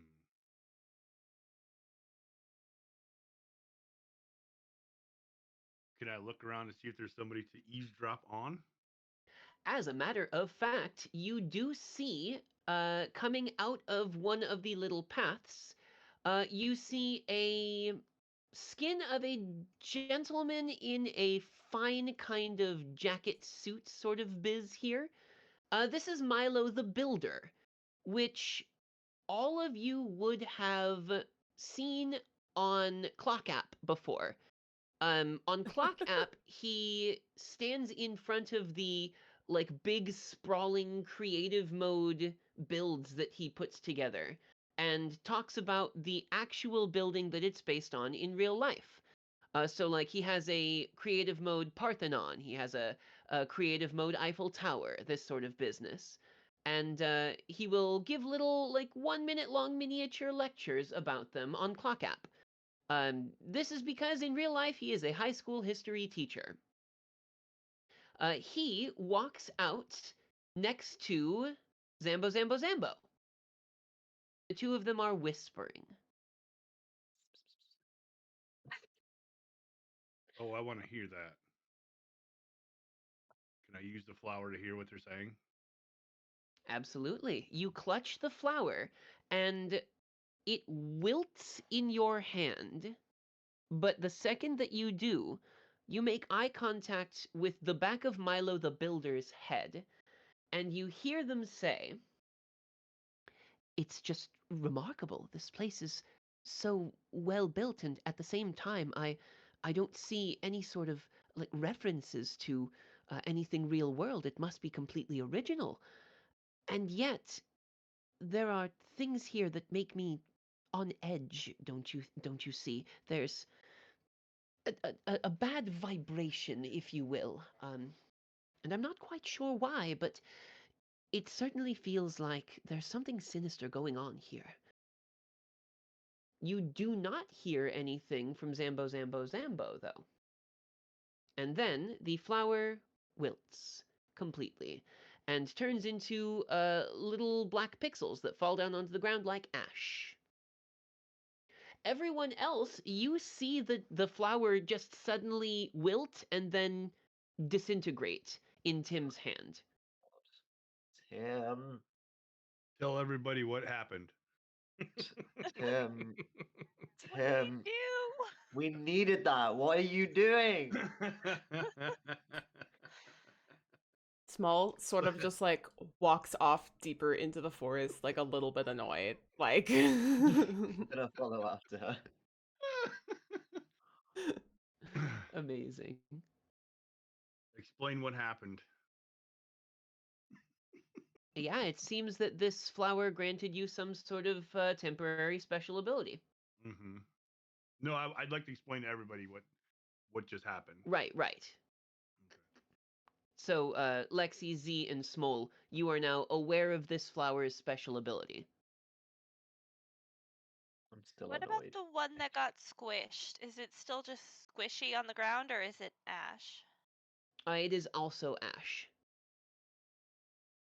Are there any more flowers around us? Why don't you make an observe your surroundings roll with spectator, please? Okay. Oh boy. Not gonna No. cut get wrecked. it. It's my favorite thing to do is to just no.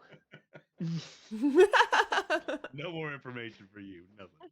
You get nothing. Like they always talk about like, oh, you know, in improv you should yes and people, but the more fun thing is the no. Full stop. You do see plenty of other flowers that you do recognize, fuchsias and lilies and that sort of business, but none of this specific flower. Can we? Is there? Can we go deeper into this like little garden area? Is there more like kind of off in the distance that we can keep looking for these weird flowers? Oh yes, but you must choose a path. There is a path to the left, a path to the right, and a path down the middle. The path to the right is the one that the target of your eavesdropping just came out of. So 3Z and Milo the Builder both sort of like came out that way, looked around, and then went back inside. Do we care which path we go down? Should we split up or should we Small. stay together? Small, it's like your catchphrase always said, you know, the middle is the hey diddle diddle. Yeah, I do usually say the middle is the hey diddle diddle cat, and the Exactly. fiddle, Yeah, the cat jumped literally. over the moon down the middle of the path. We should go that way. We should go the middle Oh, way, that's what I'm canonical. saying. Constantly, yeah. Do we all stick together? Is that better? Mm, You know, Yeah. I always say 4 cats are better than no cats. So, Yeah. mm-hmm. But 4 cats and a dog, that's not it. Yeah, What's wrong with dogs? they aren't cats. I'm just copying what Small says. Yeah. Oh. Well, usually when I play, I try to find a dog as quickly as possible and name tag it Jones, Oh so it yeah, can you've help got a me on my dog. I forgot about adventures. that. Well, if we find a dog, we can try to tame it. Or a wolf, I Mhm. So guess. I really hope that 4 cats and a dog isn't a problem. Well, you You'll can. have to talk to Smile. I don't talk for her. Right. I wish my PNG tuber had a confused blinking face. um, well, do we want to go down the middle path then? As 4 cats or 3 cats and a dog, two Yeah, cats let's and go 2 down the dogs. middle I don't path. know what we are. Yeah. Amazing. Hey, diddle, diddle. All right. Let's go. Hey diddle diddle, 2 cats in a fiddle, and a dog also playing the trombone. Let's go. There you go. Let's win down the straight middle. Let's go. So, Oh goodness. rules question. Yes. Does that count as talking about a previous session? In getting a perk fact, point? Do a thing. You it did a thing. Right? absolutely does. So Misty has just invoked one of the things that gets a perk point added down. Misty has an ability from her her class called Being Here, where no, that's not the right one. It's the one that you have for casual. That's my bad. There, yeah. Um, yeah, you speak about this thing that has happened to you before, and as a result, therefore, you get a mark on your perk tracker. Congratulations. We've got our first character Let's advancement go. going down. Boop, boop, Well boop, done. boop, boop. Speaking of your little companion, normally, yeah, you do get a dog as quickly as possible. You hope that this will be a thing that can continue. There's no reason why not. In the meantime, though, you head down the center path. Oh, It is. Go on. I'm so sorry. Right, no, I Really forgot you were quick. going to do the thing. No, actually, quick rules thing. Back when I dared Tadpole to eat that raw meat, does that count as tricking someone? Like, cause I knew that he Does would it take the count- bait and he would eat the thing. Like, does that count? Because technically my special ability is chaotic as prankster. When you distract or trick someone, you know what I mean? I'm just asking. We That- don't have to go back and give me the that might points, be but I true. just want to understand if that's how that works. I think when it comes to doing something with like an ally or teammate, you would have to try to convince them to do something, or else otherwise do a thing that they would not normally do, or deceive them in some way. So in this case, no. But if you okay. were, for instance, to have said like, if you eat this thing, then you'll get, a buff of some sort, and then Tim was like, I don't believe you, and then you tried to convince him otherwise, that would have been your prankster thing. Okay, understood. Thank you. Or Sorry. if you, for instance, find a way to like distract a guardian that is swimming towards you by, lighting a torch under the water and having it stay lit somehow or something like that. That's prankster. But Tim's just too like much of a winner. Yeah, okay. Too much of a winner to fall for something Oh, boy. like that. Amazing, very good. Excellent. Yeah, excellent. So you guys head down the middle path together then. It is a sort of like generally straight path with a bunch of little like branch offs on either side that lead into small alcoves that each have a specific type of common flower in them. So like the first one on the left side has like a circle of red roses. The one on the right side has like a circle of fuchsias, that kind of business. But as you get further down, the creepy vibes get worse because the further away you get from the front door, the less natural light you have in this garden.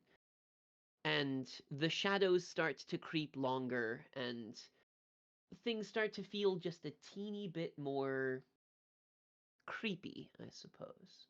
Can we use the cobblestone we have to make a furnace really quick? Like, and can I Oh, then yes. put a log in the furnace and then like use some other like logs to smelt that log to make some charcoal and ultimately make torches because we have sticks? Yes, absolutely. You can make, how many torches would you like to make? I would like to make one piece of charcoal, so 4 torches, and everyone gets a torch. Okay. Um, we'll say that Winning. that's going to take you 2 logs worth of stuff. Sure. 2 logs down with a crafting table put together. And you notice also, by the way, that once you've put the crafting table down, you can't really pick it back up because it's a meter square of like solid wood and metal and tools and things. But yeah, you make the crafting table, you put the stone on it to make your furnace, and the multi-step process to make your 4 torches goes down. So you've got 14 logs and 1, 2, 3, We have 2 4 cobble. cobble left. 2 cobble. I thought we had I 10. did my math correctly. I thought we had 10 cobble. You did. In my head I pictured it as being 3 on top and 3 on bottom and forgot the 2 in the middle. Yeah, so 10 minus 8 is 2? Yes, that's Okay, correct. okay. Cool. I did my math wrong. Yeah, Math hard. excellent. And now each of you has got a torch. Holding it in your hand, you can walk around with it, and it does shed light, but it does also flicker like fire and make the shadows sort of twist and dance a little more as well. Before the furnace runs out, can I cook the mutton? Absolutely, why not? You've got 1 cooked mutton now as well in your little bag. As this little crafting foray is happening, there is a sudden movement Oh boy. in a little alcove of shadow up ahead. There is just a teeny little bit of movement that attracts your eye from your peripheral, but when all of you look up, you don't see anything there. And then I'm going to roll a d4 to see who this affects. Scrum. Excellent. Shit. 0. While Yes. you are waiting for the mutton to cook, you sort of like lean back a little bit, and as you look up, you see a black shape zoom toward you from up on top of one of the walls of like topiary nearby, with a glint of metal. I would like to And react quickly and dodge away. excellent. Roll some survival for survival. No, that was not the correct one. Roll creative for me, and we'll see how that goes down. Hey, it is a 7, which is the lowest number you could get and still succeed in some way. On a miss, you blah blah blah. So this one gets you 1 of these drawbacks. Please choose from this one. You are technically in combat right now.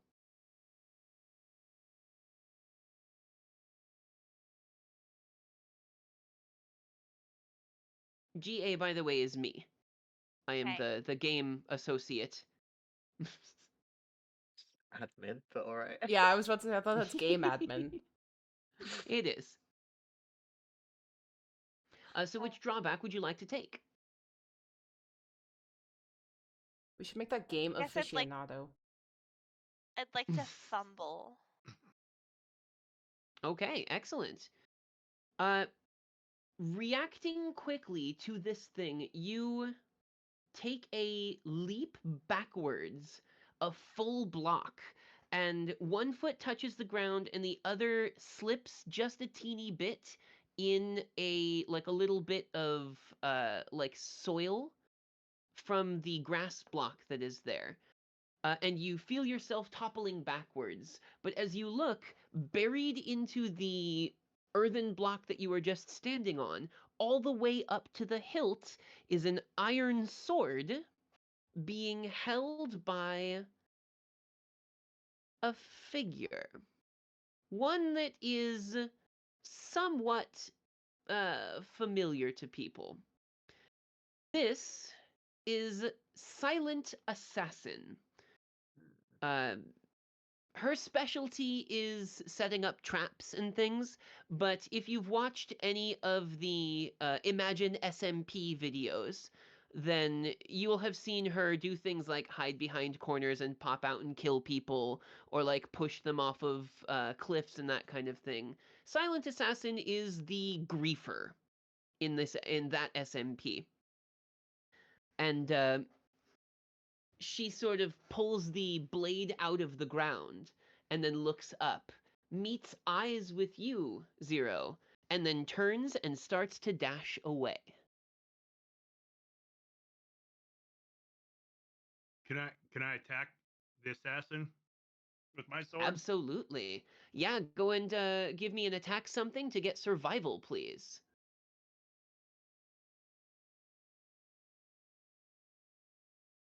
Hey, a 9 on that one is pretty good. It is a hit, but you choose a consequence out of these two. As they are running past, you flick your sword out and graze the back of their leg and kind of drag it upwards. And you feel the force of the tip of your sword cutting something there.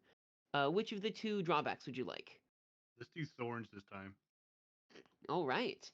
As it drags up their leg, you see her turn and plant the opposite foot and drive her sword towards your foot, and it cuts through your shoe and cuts up the side of your foot as well. You will take 1 heart of damage. You can keep track of your hearts of damage in one of the 3 empty circles above your character. Everyone has 10 health. Once you hit 10, you die. And then you respawn back at the respawn point.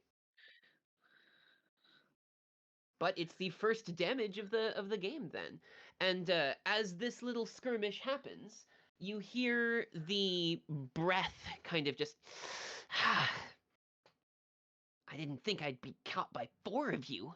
And then she turns and starts to run away again. Am I allowed to yell at her that she's a chicken attacking people in the dark, or like a coward or something? Can I taunt her a little bit just for the content? Yeah. For the content. Absolutely.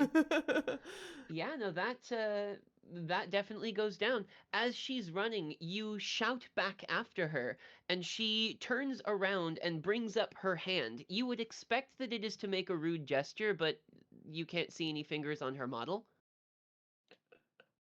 Yeah, that's fair. And then she disappears around a corner. Okay. 1 second. Tim, I'm so sorry. your foot is bleeding. Not much, but enough for you to notice it.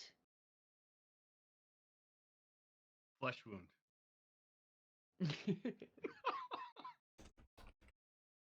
Tim, are you like a gym bro in real life? No, but I've been around a lot of them. This is fair, yeah. I mean, outside of Minecraft, in my head, I have constructed the reality where Tim, goes to the gym, lifts heavy weights, runs, 5 miles on the treadmill, and then comes home and plays Minecraft. Yeah, basically, yeah. I mean, that's my life, but it's, not with other people because I'm too busy winning. I don't have time to like hang out with other people.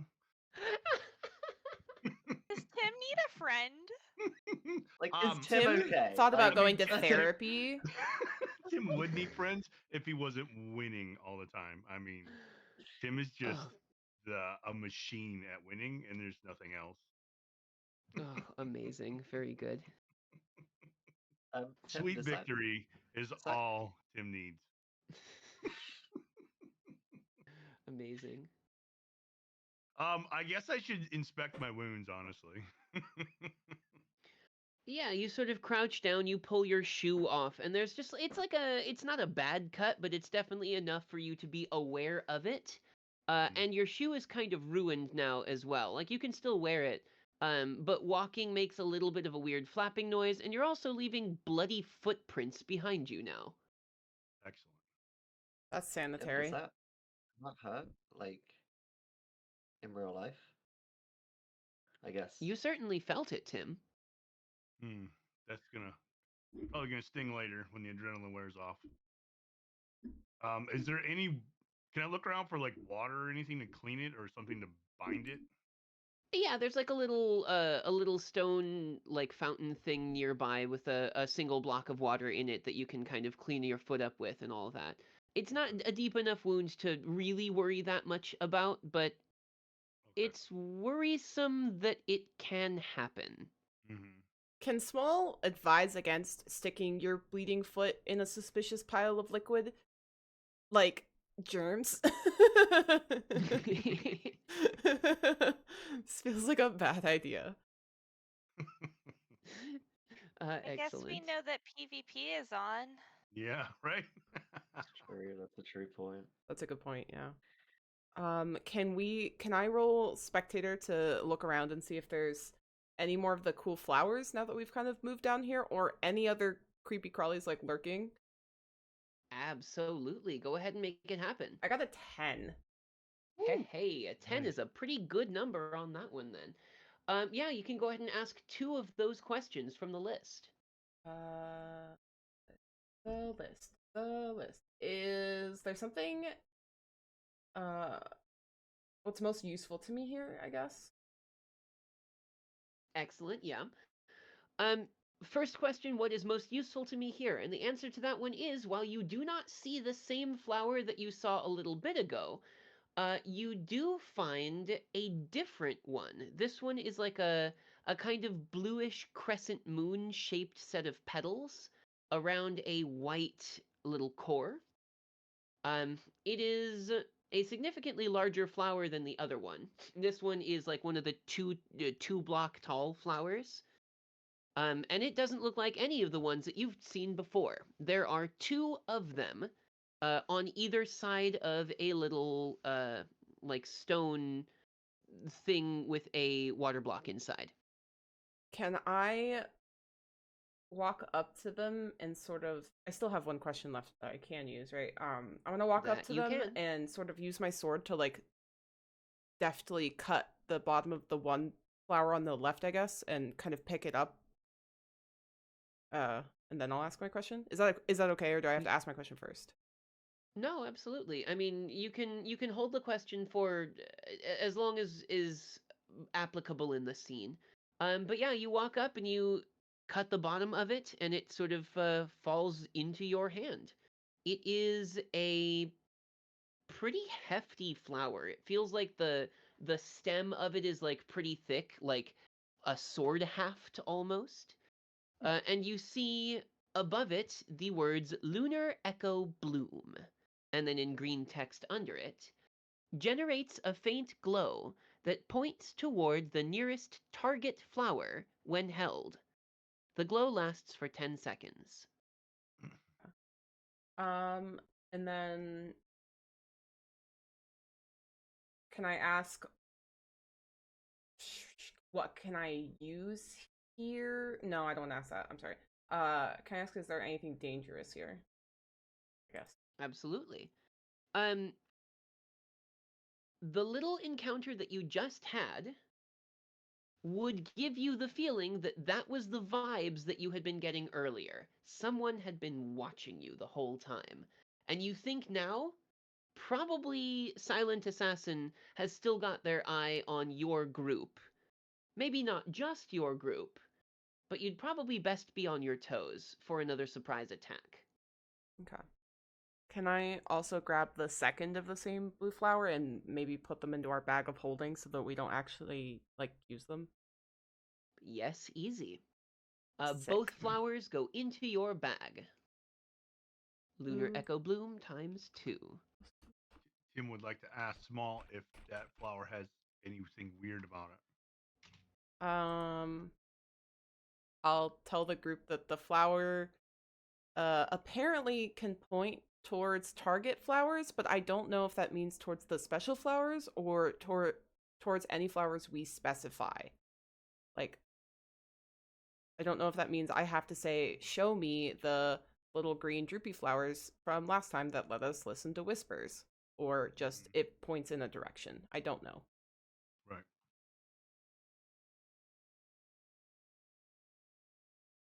I mean, we could always use one, right? Yep, we have two as long as we don't, as long as somebody doesn't step on the other one. Do you want to use one then, Lexi, and find out? Yeah, sure, I can use one. All right, I'm gonna hand one of the blue flowers to Lexi. And I take it and use it.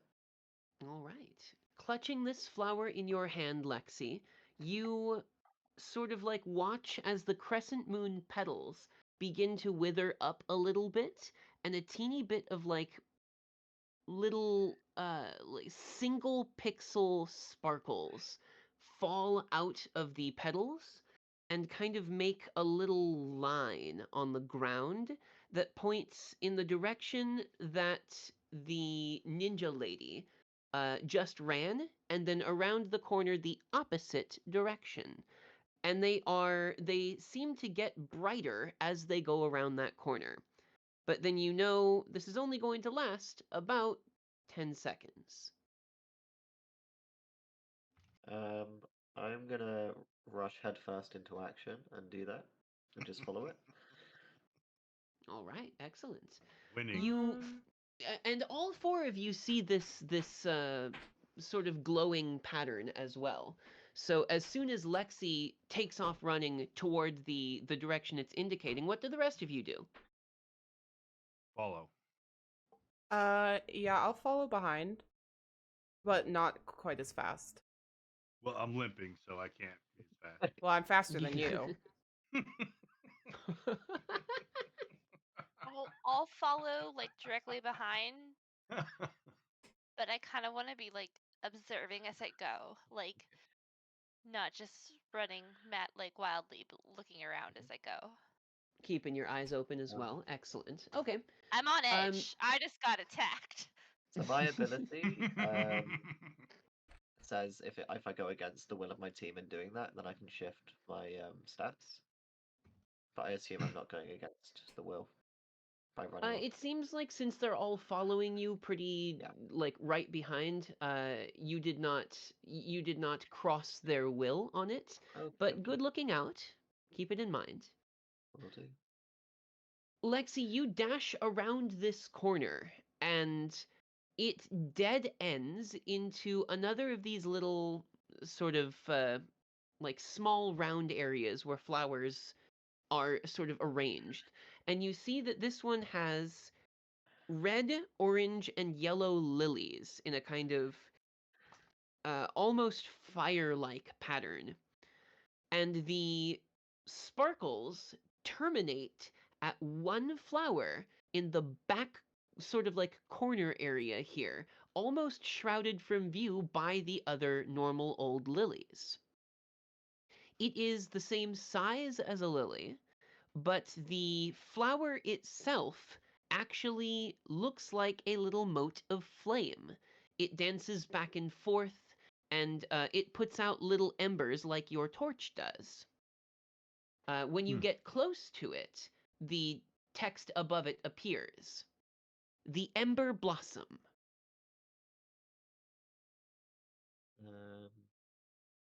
I don't think I'd wait. I'm just gonna pick it. You reach down and pluck it out, and instantly the four of you in your sort of group chat voice chat thing, each of you hear a little bum Like that. and you, in sort of somewhere in your mind, know that you have picked up one of the target flowers. Oh, nice. Let's go. Should we put the flower in our bag right away? Yeah, we don't want to. Well, I don't know. Something gonna happen to it if we put it in the magic bag. I would think. I'm gonna assume. It's gonna be safe in the bag. I want to eat it. I'm kidding. Just- No. I'm gonna let you eat I'm it. sorry. You live in the bag. The intrusive thoughts. The intrusive thoughts. Help. Wait, do we know? Do we have to wait until we get all of them, or just can we do one at a time? Do we know this? You don't have that information. Ah. I'm not walking all the way back to the statue, so I'm gonna Right. put it in the bag. Well, since I have a question. Since I lost a heart and my foot is injured, if I eat the cooked mutton, would that heal Mm. me? That's a really It good stands question. to reason. That is kind of how it works in normal Minecraft. Mm-hmm. If nobody objects, could I try that? No, I'm kidding. Go ahead. Yeah, all right. You pull the cooked mutton out of the bag and munch down on it. This time it doesn't taste like raw meat because it is actually cooked. And Plain you unsalted mutton. return 1 heart. Yay! Delicious. You are fully healed. And in addition, when you look down, you see that the cut on your foot is completely closed up. Your shoe's still ruined, but the foot is fine. All right. I mean, I was still, a massive advantage over everybody else, even with an injured foot. But now it's like, back to normal. Oh my god, I love this so much. I'm pushing this guy off a cliff. The first cliff we find. Note to self: don't walk towards the edge of any cliffs or lava pools. Excellent, amazing, wonderful. All right. Lexi, as you go to put this flower in your bag, you start to hear something like whispers, like a bunch of different voices whispering all at the same time, coming from the other side of the wall nearest to where you picked that flower.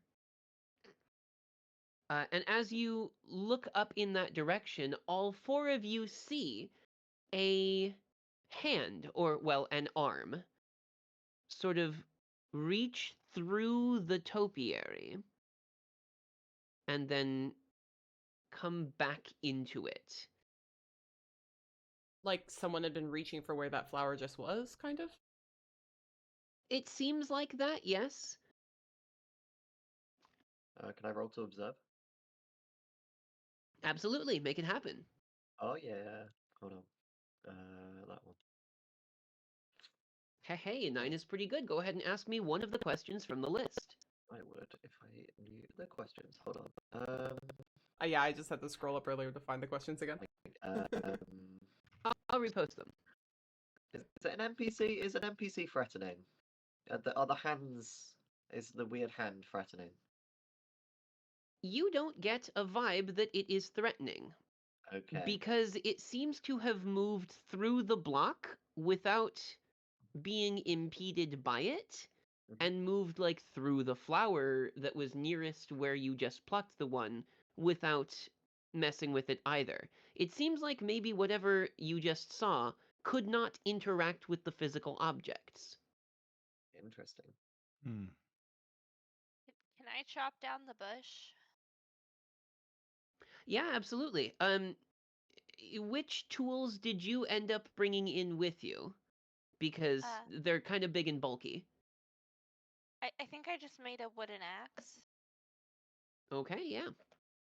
You sling your axe off of your shoulder and hit the bush a few times, and it disappears. And you see that the walls are maybe 2, maybe 3 bushes thick, But as that disappears, you see a little shimmer of something maybe bluish disappear into the block behind it. What kind of block is it? It's leaves. Aesthetically, right. they're oak leaves and spruce leaves and birch leaves that are all kind of like interspersed to make the topiary walls.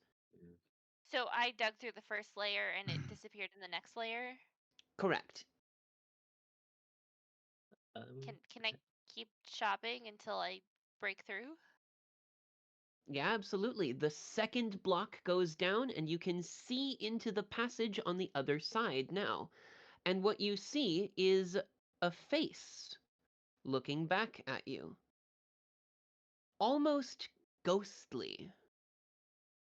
It looks just like a player might. If their skin, like the player's skin, had been sort of smashed with a hammer. It's transparent. You can see through it to the blocks on the other side, and you see it kind of glide backwards along the ground, leaving a faint trail of sort of scintillating ghostly particles in the block where it was just standing. Are they in spectator? Are Can they I in? That's a good communicate? question. Can I communicate effectively? You can communicate. We'll Let's see how see. effective it is. Roll for me, please. Okay, sure. That's the adventure, isn't it? Okay. Uh, It was not effective. Right. So, Lexi, what method were you using to try to communicate? I just like speak to them like, "What are you? How are you doing The that?" the face kind of like looks over in your direction through the one like 1 by 2 deep hole, and then it zips backwards into the stone wall behind it. And it's gone. Interesting. Something tells me that that might be a dead player Ooh. because their face was kind of squished and they're in spectator mode. Yeah. Can we die in here? Like, die? Hey Tim, do you want to test it? Yeah, you want me to use my sword? No, that's not what I meant. Please don't. Oh, kill me. I thought you wanted me to use my sword and see if you would like die there No, for real. please don't. No. Oh, okay. Uh, Sorry, I was just I really thought love that's where that you're going with that. the character of Tim has become the group's heel. Like, I love that for you. It's very funny. Maybe it's Attention, players. 1 hour has passed. The Panoptica will be released into the garden now. Oh man. Good luck. Frick. Maybe we should craft a boat. Yeah, let's craft a. Can we? At least one to see if it works. Is there? Can I look around and see if there's anything that might be like metal or iron or anything that we could use to craft like a shield or any sort of like just Better weapons. better weapons? Armor. Yeah, anything at all. Go ahead and observe your surroundings for me with Spectator. I got a 10. Ooh. I'm rolling Hey, so hey, well. hey. Roll 20 Loaded loves dice. me. Loaded dice, that's what it is. Loaded roll 20 dice is how it goes. Yeah. Yeah. You can ask 2 of those questions then. Is there anything? What can I use here? And then who? For the purposes of making something better of a weapon, every block that you have seen so far has been a variant of a stone block, a leaf block, or a wood block. Right. There have not been any metal objects except for the 2 iron plates that you saw acting as hands for the statue at the very beginning, and the iron bars that made the door. Hmm. For what you could use, there are like still plenty of wood planks and wood blocks and things that are used to create the scenery here. You could perhaps cut some of those down if you needed to use them. Okay. And then, Second question. is there anything dangerous? Or something here dangerous? The answer is yes. It's the Panoptica, and you don't know Oh, where no. either of them are. Excellent. Um, Can I suggest that we should chop some trees down and try to get ourselves a little platform and like get off the ground? yeah, Like yeah, that's what I was make a gonna say. ladder and Like, try to get off the ground? I was gonna say pillar up, but yeah. Yeah, Oh, basically the same thing, but like with a little space maybe. we could How we- observe from a higher perch too. Oh, and then we can look for the flowers up there. Yeah. Yeah, like could we get up on the wall? They're in the walls. Sorry, They were in the walls. kind of like whatever Amazing. this assassin person did that was like kind of up above us. Like, can we do that? Oh yeah, absolutely. Using the blocks that you've got available nearby, you can just kind of like chop a few planks and like some dirt from the ground, and each of you are able to get up on top of the 5 block tall leaf walls that go around this area. And you can see that you are not the first to think of this idea, as several other players that you can see in the distances are starting to climb up on top of the walls. And from up on top of this set of wall, you look back toward the entrance, and you see 2 of those large armored-looking golem-like figures that begin to sort of walk through the labyrinthine paths that lead deeper into the gardens. You also see, going back over toward the statue at the very beginning, a couple of the familiar uh, people that you've seen earlier. You see Milo the Builder with Zambo, uh, and a third person with them also. This is Lightning Vic, a speedrunner that currently holds the world record for a couple things that are kind of dumb, but nevertheless are impressive. Lexi, Lightning Vic and you have been fighting over the world record for getting to the end the fastest for like 4 or 5 months now. Yeah. Lightning Vic is not a content creator. The only things that they ever post are like proof of the speedrun attempts. But a lot of people make content about Lightning Vic and about you, Gender Pending 6, on YTube, being like the comparison between the 2 great speedrunners type thing. Yep. The 3 of them are running back toward the statue. Should we maybe? Sorry, go ahead. Can we? Can I see if they're like holding anything? As a matter of fact, you see that Lightning Vic is holding a peculiar looking blue flower. Okay. They've got one of the flowers, right? We should go intervene. Are you suggesting we go attack them for their flower? I'm maybe. What Maybe if? we could team up? That's what I was actually going to suggest. Is these biblically accurate angel monsters are probably way stronger than us, and it's only the first round of the competition, right? Like, would it Correct. make more sense to team up with people we know, and like some of us know this other team, and have both teams succeed and not die to the giant eyeball golems? Is that an option, or Lexi, do you hate Lightning Vic enough that you don't want to work with him? He's annoying. Is he? Like, He's he messages annoying, me, like, but is he evil? He messages me all the time, and he's like, "Oh yeah, I beat your record again." Like, he thinks we're friends. We're not friends. Leave me alone. You know? Okay, but do you think he'll kill you? I don't think so. If we're teaming up with him, I'm gonna just stay with me. Don't let him come near me. That's fair. I will do that. I will kick Thank all of you. his shins.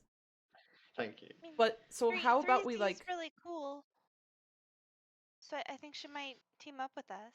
So what Mhm. if we go over there and propose this idea from a safe distance and see what they think? And if they tell us to pound sand, then we can throw rocks at them. Oh, I will.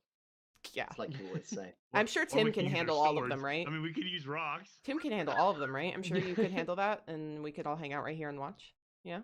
You're really good at the game, so like, Sure, yeah, no problem. Easy. okay.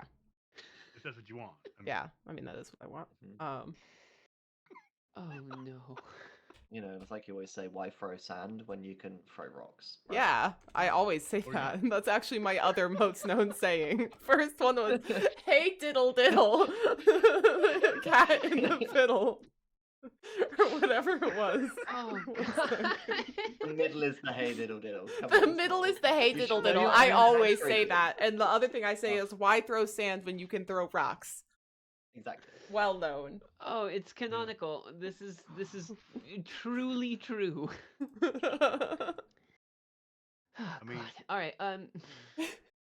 So the four of you are going to rush back toward the other party, then? Yes. Yes. Okay. Running on top of walls is not a difficult thing for any of you because the walls are the walls are at least 2, sometimes 3 blocks wide. For Lexi and for Tim, this is also exceptionally familiar on account of you both kind of knowing how to do challenge stuff and speed run stuff. But yeah, it's not hard. You guys all dash back that direction, and you do find yourself starting to get tired after like 15 seconds of a quick dash, but it's not something that you would need to stop for. And you finally get to within earshot of the 3 of them. Can we listen? I was gonna say, Listen to what they're saying? should Zero maybe yell out for them because you know one of those people are and are kind of friends with them? 3Z! It's Zero! Hey! You see I- Zambo kind of skid to a halt and look around, and then look up and make eye contact with you. How's it going? She can- How's your flower search? She looks over at the other 2, and then looks back at you and goes, "Oh well, you know, we're doing fine. We've got one of these, and we're hoping to find the other 2. How about your party?" Me and my friends were doing pretty great. We've got one too. Maybe like together we can all get through the door if we find that third one. And I would like to communicate effectively and be very persuasive. All right, make it happen. Communicate effectively. Uses your adventure, please.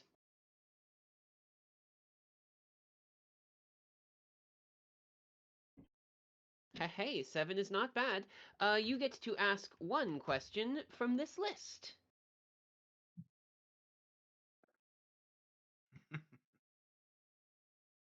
I wouldn't do the how can I get you to do what I want, but I would like to phrase it in the like, you know, we can team up. How does that sound?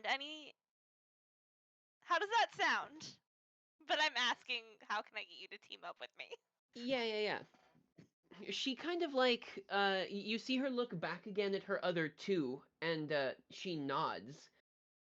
And the one holding the blue flower, Milo the Builder, kind of takes a step behind Zambo. And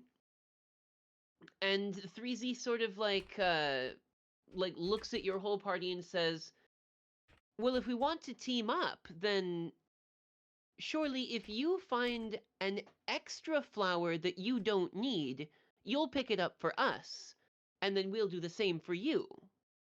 Does that work for you?" Can I also attempt to communicate effectively and basically ask, if I succeed, ask like in a, can I get them to pinky promise? Because you can't break that. Yeah, go ahead and give it a shot. For That's adventure, right? please. Yeah. What are my rolls today? I would like I to mean- reach out my Minecraft hand and say, we'll do that for you if you do that for us if you pinky promise. Which is effectively, are you telling the truth? Yeah. There is a slight hesitation, and then she sort of like looks back again at the rest of her party. So Lightning Vic kind of like you see Lightning Vic scanning back and forth, and then Lexi, Vic makes eye contact with you, and then you see his posture just kind of like perk up a little bit, as if he was trying to like sit up a little bit straighter and look a little cooler. And Vic says, "You know what? Deal. I've never done a co-op speed run before, but I'll tell you who I would do it with. That's Gender Pending 6 up there, whose record I just recently beat on getting to the end quickest." Small is kind of like sidling in like, front it of Lexi, like, okay, but you're gonna pinky swear me, right? Like, I'm just like trying to put my body in front of front of her to be like, don't look at her. Subtly. Yes, excellent. There is another moment, and then 3Z kind of like sighs and like runs her hand across the top of her head. You can see she's like trying to like brush the hair out of her eyes, and she goes, "All right, yes, let's do it. It makes sense, but well, I suppose you'll have to deal with our fourth." Oh no. Lightning Vic does not have a public facing age, Okay, good but to know. based on the voice from their videos, you would expect that they're at most like 19. Okay, good. Yep. Carry on. And at that, the voice from behind all four of you on the wall speaks up. Ugh, God. I guess if 3Z says that we're teaming up, then I don't get to stab you again. Damn it. Oh no. Yeah. Oh, We messed up. I want to stab the assassin again. Go ahead, make an attack 0. something roll.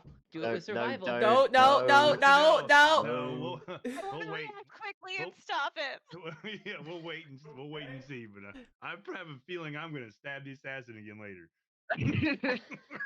Excellent.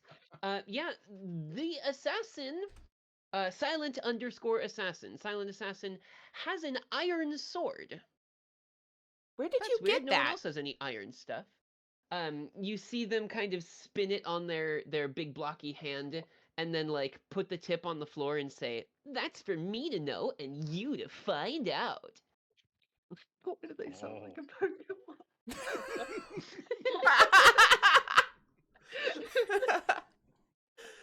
Amazing. Zero is just giving them a dead stare, like not amused. Well, Assassin, since your team just agreed to team up with us, maybe you should share. Sharing is caring. Like, I'm very, like, really? You're being a child? You want to try to communicate effectively? Sure. Why don't you go in for it? I got a 10. Jeez. What is this?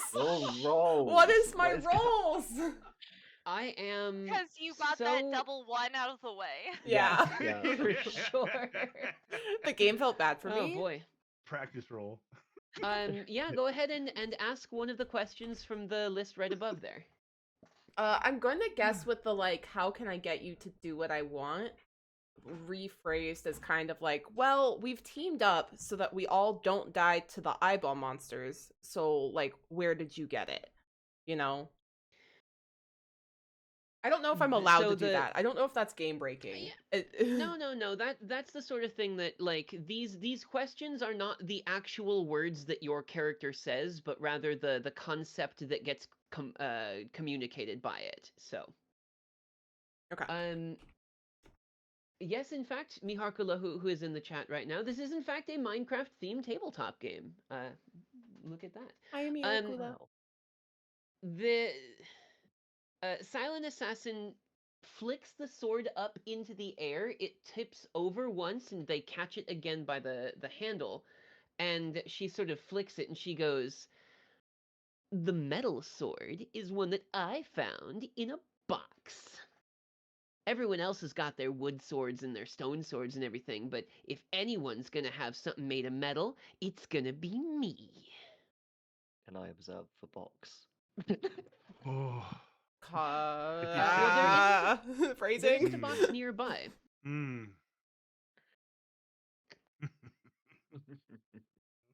Should we guys maybe, now that we've teamed up with them, use our other blue finding flower to try to direct us to the next set of sparkle flowers or whatever they are? Well, as you are thinking about this, No?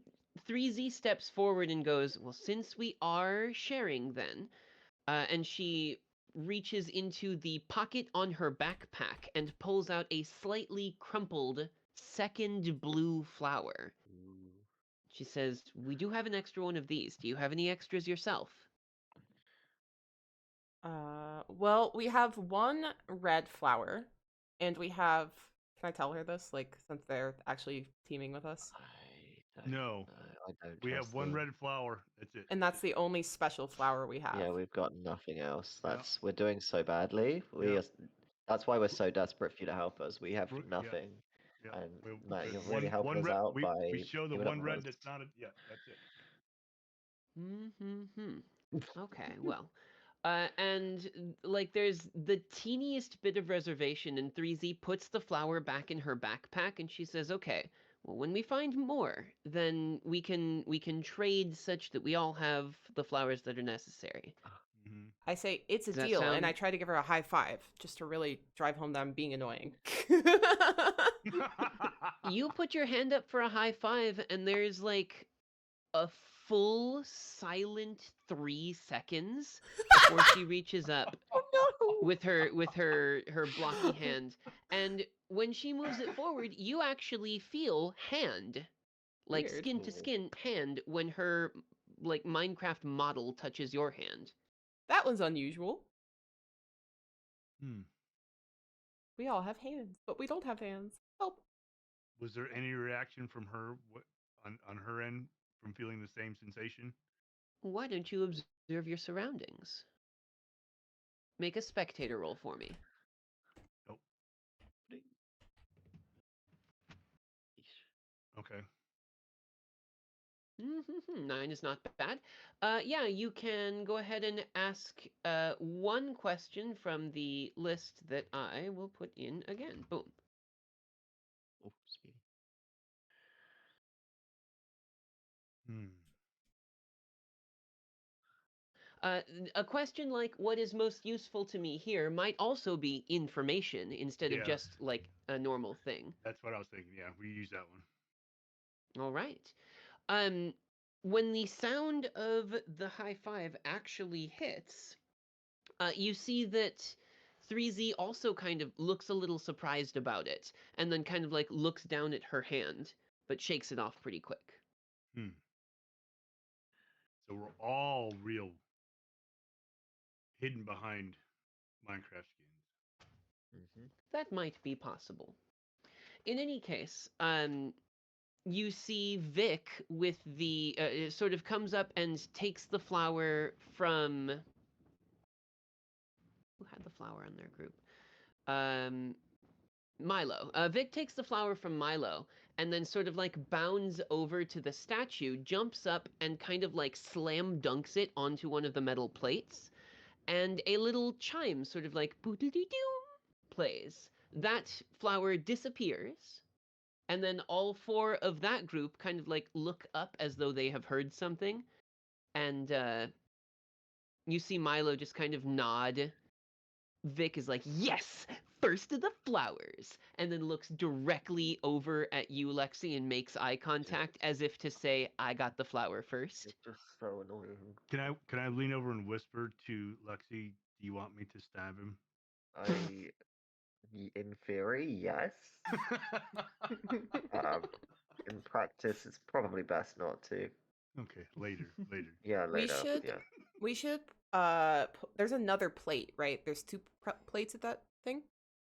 Correct. And that flour that just got put down disappeared. Can we also bank our flour? Yeah, super easy. You walk up and set your orange flour down, and woof, it is gone.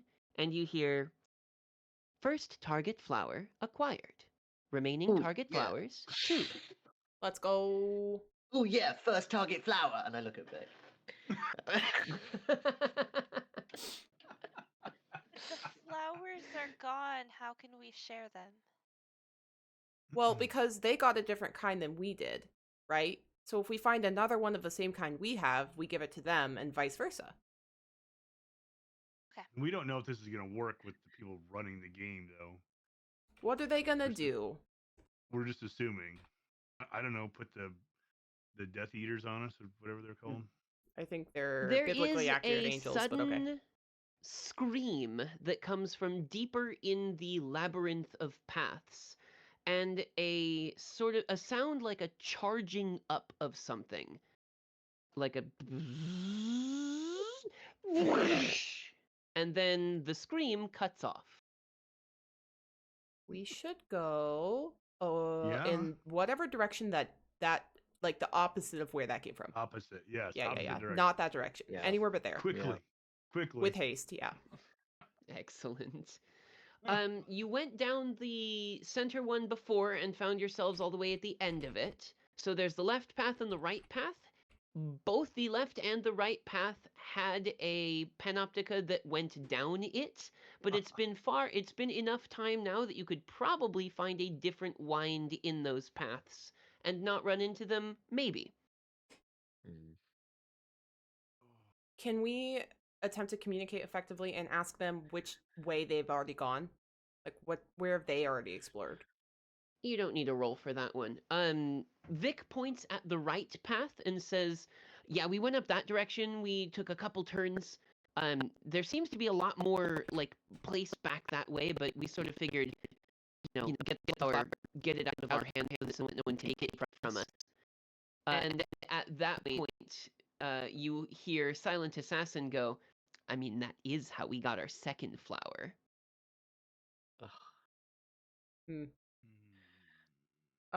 Do we Did want to he go really back need the to way they choose? went then, since there was more to explore there? 3Z kind of nods and goes, "If you take the right path, we'll take the left path. And then we'll meet back here when we get more flowers. Does that sound like a plan?" It's like Small always says. If the middle is not hey diddle diddle, go on the right path.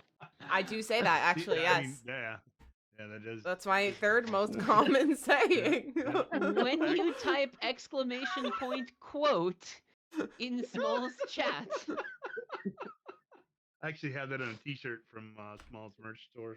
Yeah, I've got her merch too. Yeah. I've also It's a commonly solid said, block quote, of text. cats don't wear shoes. That's true. Oh, goodness. Amazing. Very good. Excellent. Okay, so the two groups part. The group led by 3Z heads down the left path, and the four of you head down the right path. Somewhere far up in front, close to the center of this gigantic sort of garden structure, there is another and then another from a different direction. It seems that these panoptica are finally encountering the other players. You don't need a roll to know. Things have just gotten much more dangerous. And that, my friends, is a good place for us to wrap up the very first session of Crafted. I am very pleased with how this has turned out so far. How do all of you guys feel about it? Like, Rubik's, you still doing good? Yes. Having a good time? Excellent. Tad, what about you? How you doing? Oh yeah, this is great. Wonderful. This is Small? This is, That's excellent. Really well. I'm loving this. Wonderful. Absolute Misty chaos. as well, too? Yes, this has been lovely. Although I do say that Zero is acting very coolly, and Misty would be hiding in the bushes. Like, just Misty's terrified. Zero yeah. under control. Amazing. Oh, this is very good. I'm so pleased. I hope that you guys have all had as good of a time as I had this first session so far. This is the first session of 3, possibly 4 sessions. All of you who are watching in various chats, there will be progression that comes very soon. We'll see how everything shakes down with this alliance between the 3Z party and our heroes. We'll see what all will happen about that in the next episode, which will happen next week. Same bat time, same bat channel. Except, actually, how do the 4 of you feel about pushing it forward 1 hour? So at 1 p.m. Eastern time, noon Central time for us. Yes. I don't have any like major concerns about that. Anyone else? Fine with me. Works for me. Works for me. Yep. Excellent. Then next week at an hour earlier than it was, but the same block channel. Wonderful. So then, yes, I'm very pleased with how that has gone down. Hey Rubix, what are you doing Hello. next, and where can we find you? I'm playing Minecraft at some point in the next week. And you can find me at twitch.tv/Rubix2209. Twitter with the same. What else we got? Instagram with the same. Tumblr at a Rubik's Cube. I am to understand that your Tumblr is something of an experience. It is certainly an experience. You want to be following me over there. Wonderful, very good. How about you, Tad? What are you doing next? Where can we find you? Well, I'll be playing Minecraft probably Monday on Twitch/tadpole_milk_. All Minecraft. Excellent. All Minecraft, all the time. All the time. Yep. Wonderful, wonderful. What about you, Smol? What are you doing? Where can we find you? I will be streaming next week, Tuesday, Wednesday, Thursday, and Friday at 8 p.m. Eastern time. Ooh. Minecraft and other various shenanigans. I'm somehow a variety streamer right now. You can also find me on YouTube at SmoLCatzZ VOD. Yep, that's me. Excellent, excellent. And Misty, what about you? What are you doing? Where can we find you? So tomorrow, 9 a.m. EST, I will be playing on the 9 Lives SMP, trying to get advancements, playing Minecraft. And you can find me on Twitch at MissyJoy11, and that's my Twitter, and my everything except for Instagram, which is MissyJoy11TH. It's so disappointing when like everything is the same username except for one, right? Yeah. It's just like the worst possible thing. Excellent though. And of course I am Cosmo Bergamot. I'm Cosmo Bergamot everywhere because no one else has this name. I'm lucky for that. I will be doing a thing again on Wednesday where I will be playing some more Genshin Impact, trying to build some characters. Wonderful then. We'll see everyone at the places whenever those things are the next time around. But hopefully everyone will be back here again on Saturday. Does anyone from my wonderful 4 colleagues have any people that they would suggest going to a raid? Griffin Prime. I've got Griffin Prime as well. They're playing Minecraft, which is appropriate. Minecraft? Yeah, I'm fine with Griff. Griff Okay, sounds great. excellent. Then let's head over to Griffin Prime. As long as my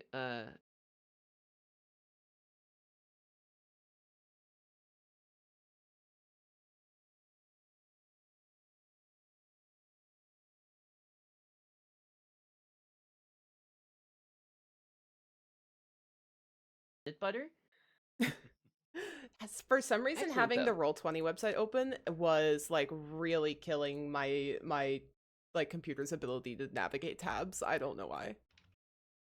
Oh yes, that's no good. Super fun. All right, well, let me make up a raid message really quick here. The professor's students have come to ponder the cube, the one that I always use for Minecraft people. All right, I'm gonna there we mute go. and deafen, guys. Thank you. It was so much fun. I will See you see you later. over in Griff's Yeah, chat. absolutely. All right, friends, we're going to go ahead and raid out. We're gonna go say hi to Griff. Thank you all so much for hanging out. I hope everyone enjoyed this kind of really different experience playing on the tabletop, playing a tabletop Minecraft RPG. Cosmo and Rubik's have done an amazing job in setting this up. Why is there an ad right now? Tim wants you all to practice. Tim is irritating. But I hope everyone had a great time. Thank you all so much. Thank you again to Fulmers for the raid. Thank you for the Scotsman for the sub. And thank you for the follows. Let's go say hi to Griff. You guys know the drill if you've been here before. Do the hashtag small raid and the little raid emotes. If you do not have a sub, just do the hashtag small raid and any cute little emotes you got. Any and are fine. Any and all are fine. Tim is crimes. It's true. Wiggle, wiggle, wiggle. But I will see you all guys all in a second over in Griff's chat. Thank you so much. I actually have to type in that I need to raid out. Like I need to actually type the message of raid. But thank you guys all so much. I've been SmoLCatzZ. One sec, we're about to go. We're going. Ah! Scrub. Full race, thank you for gifting a sub to Melanie's Melanie. Thank you. 190 gifts.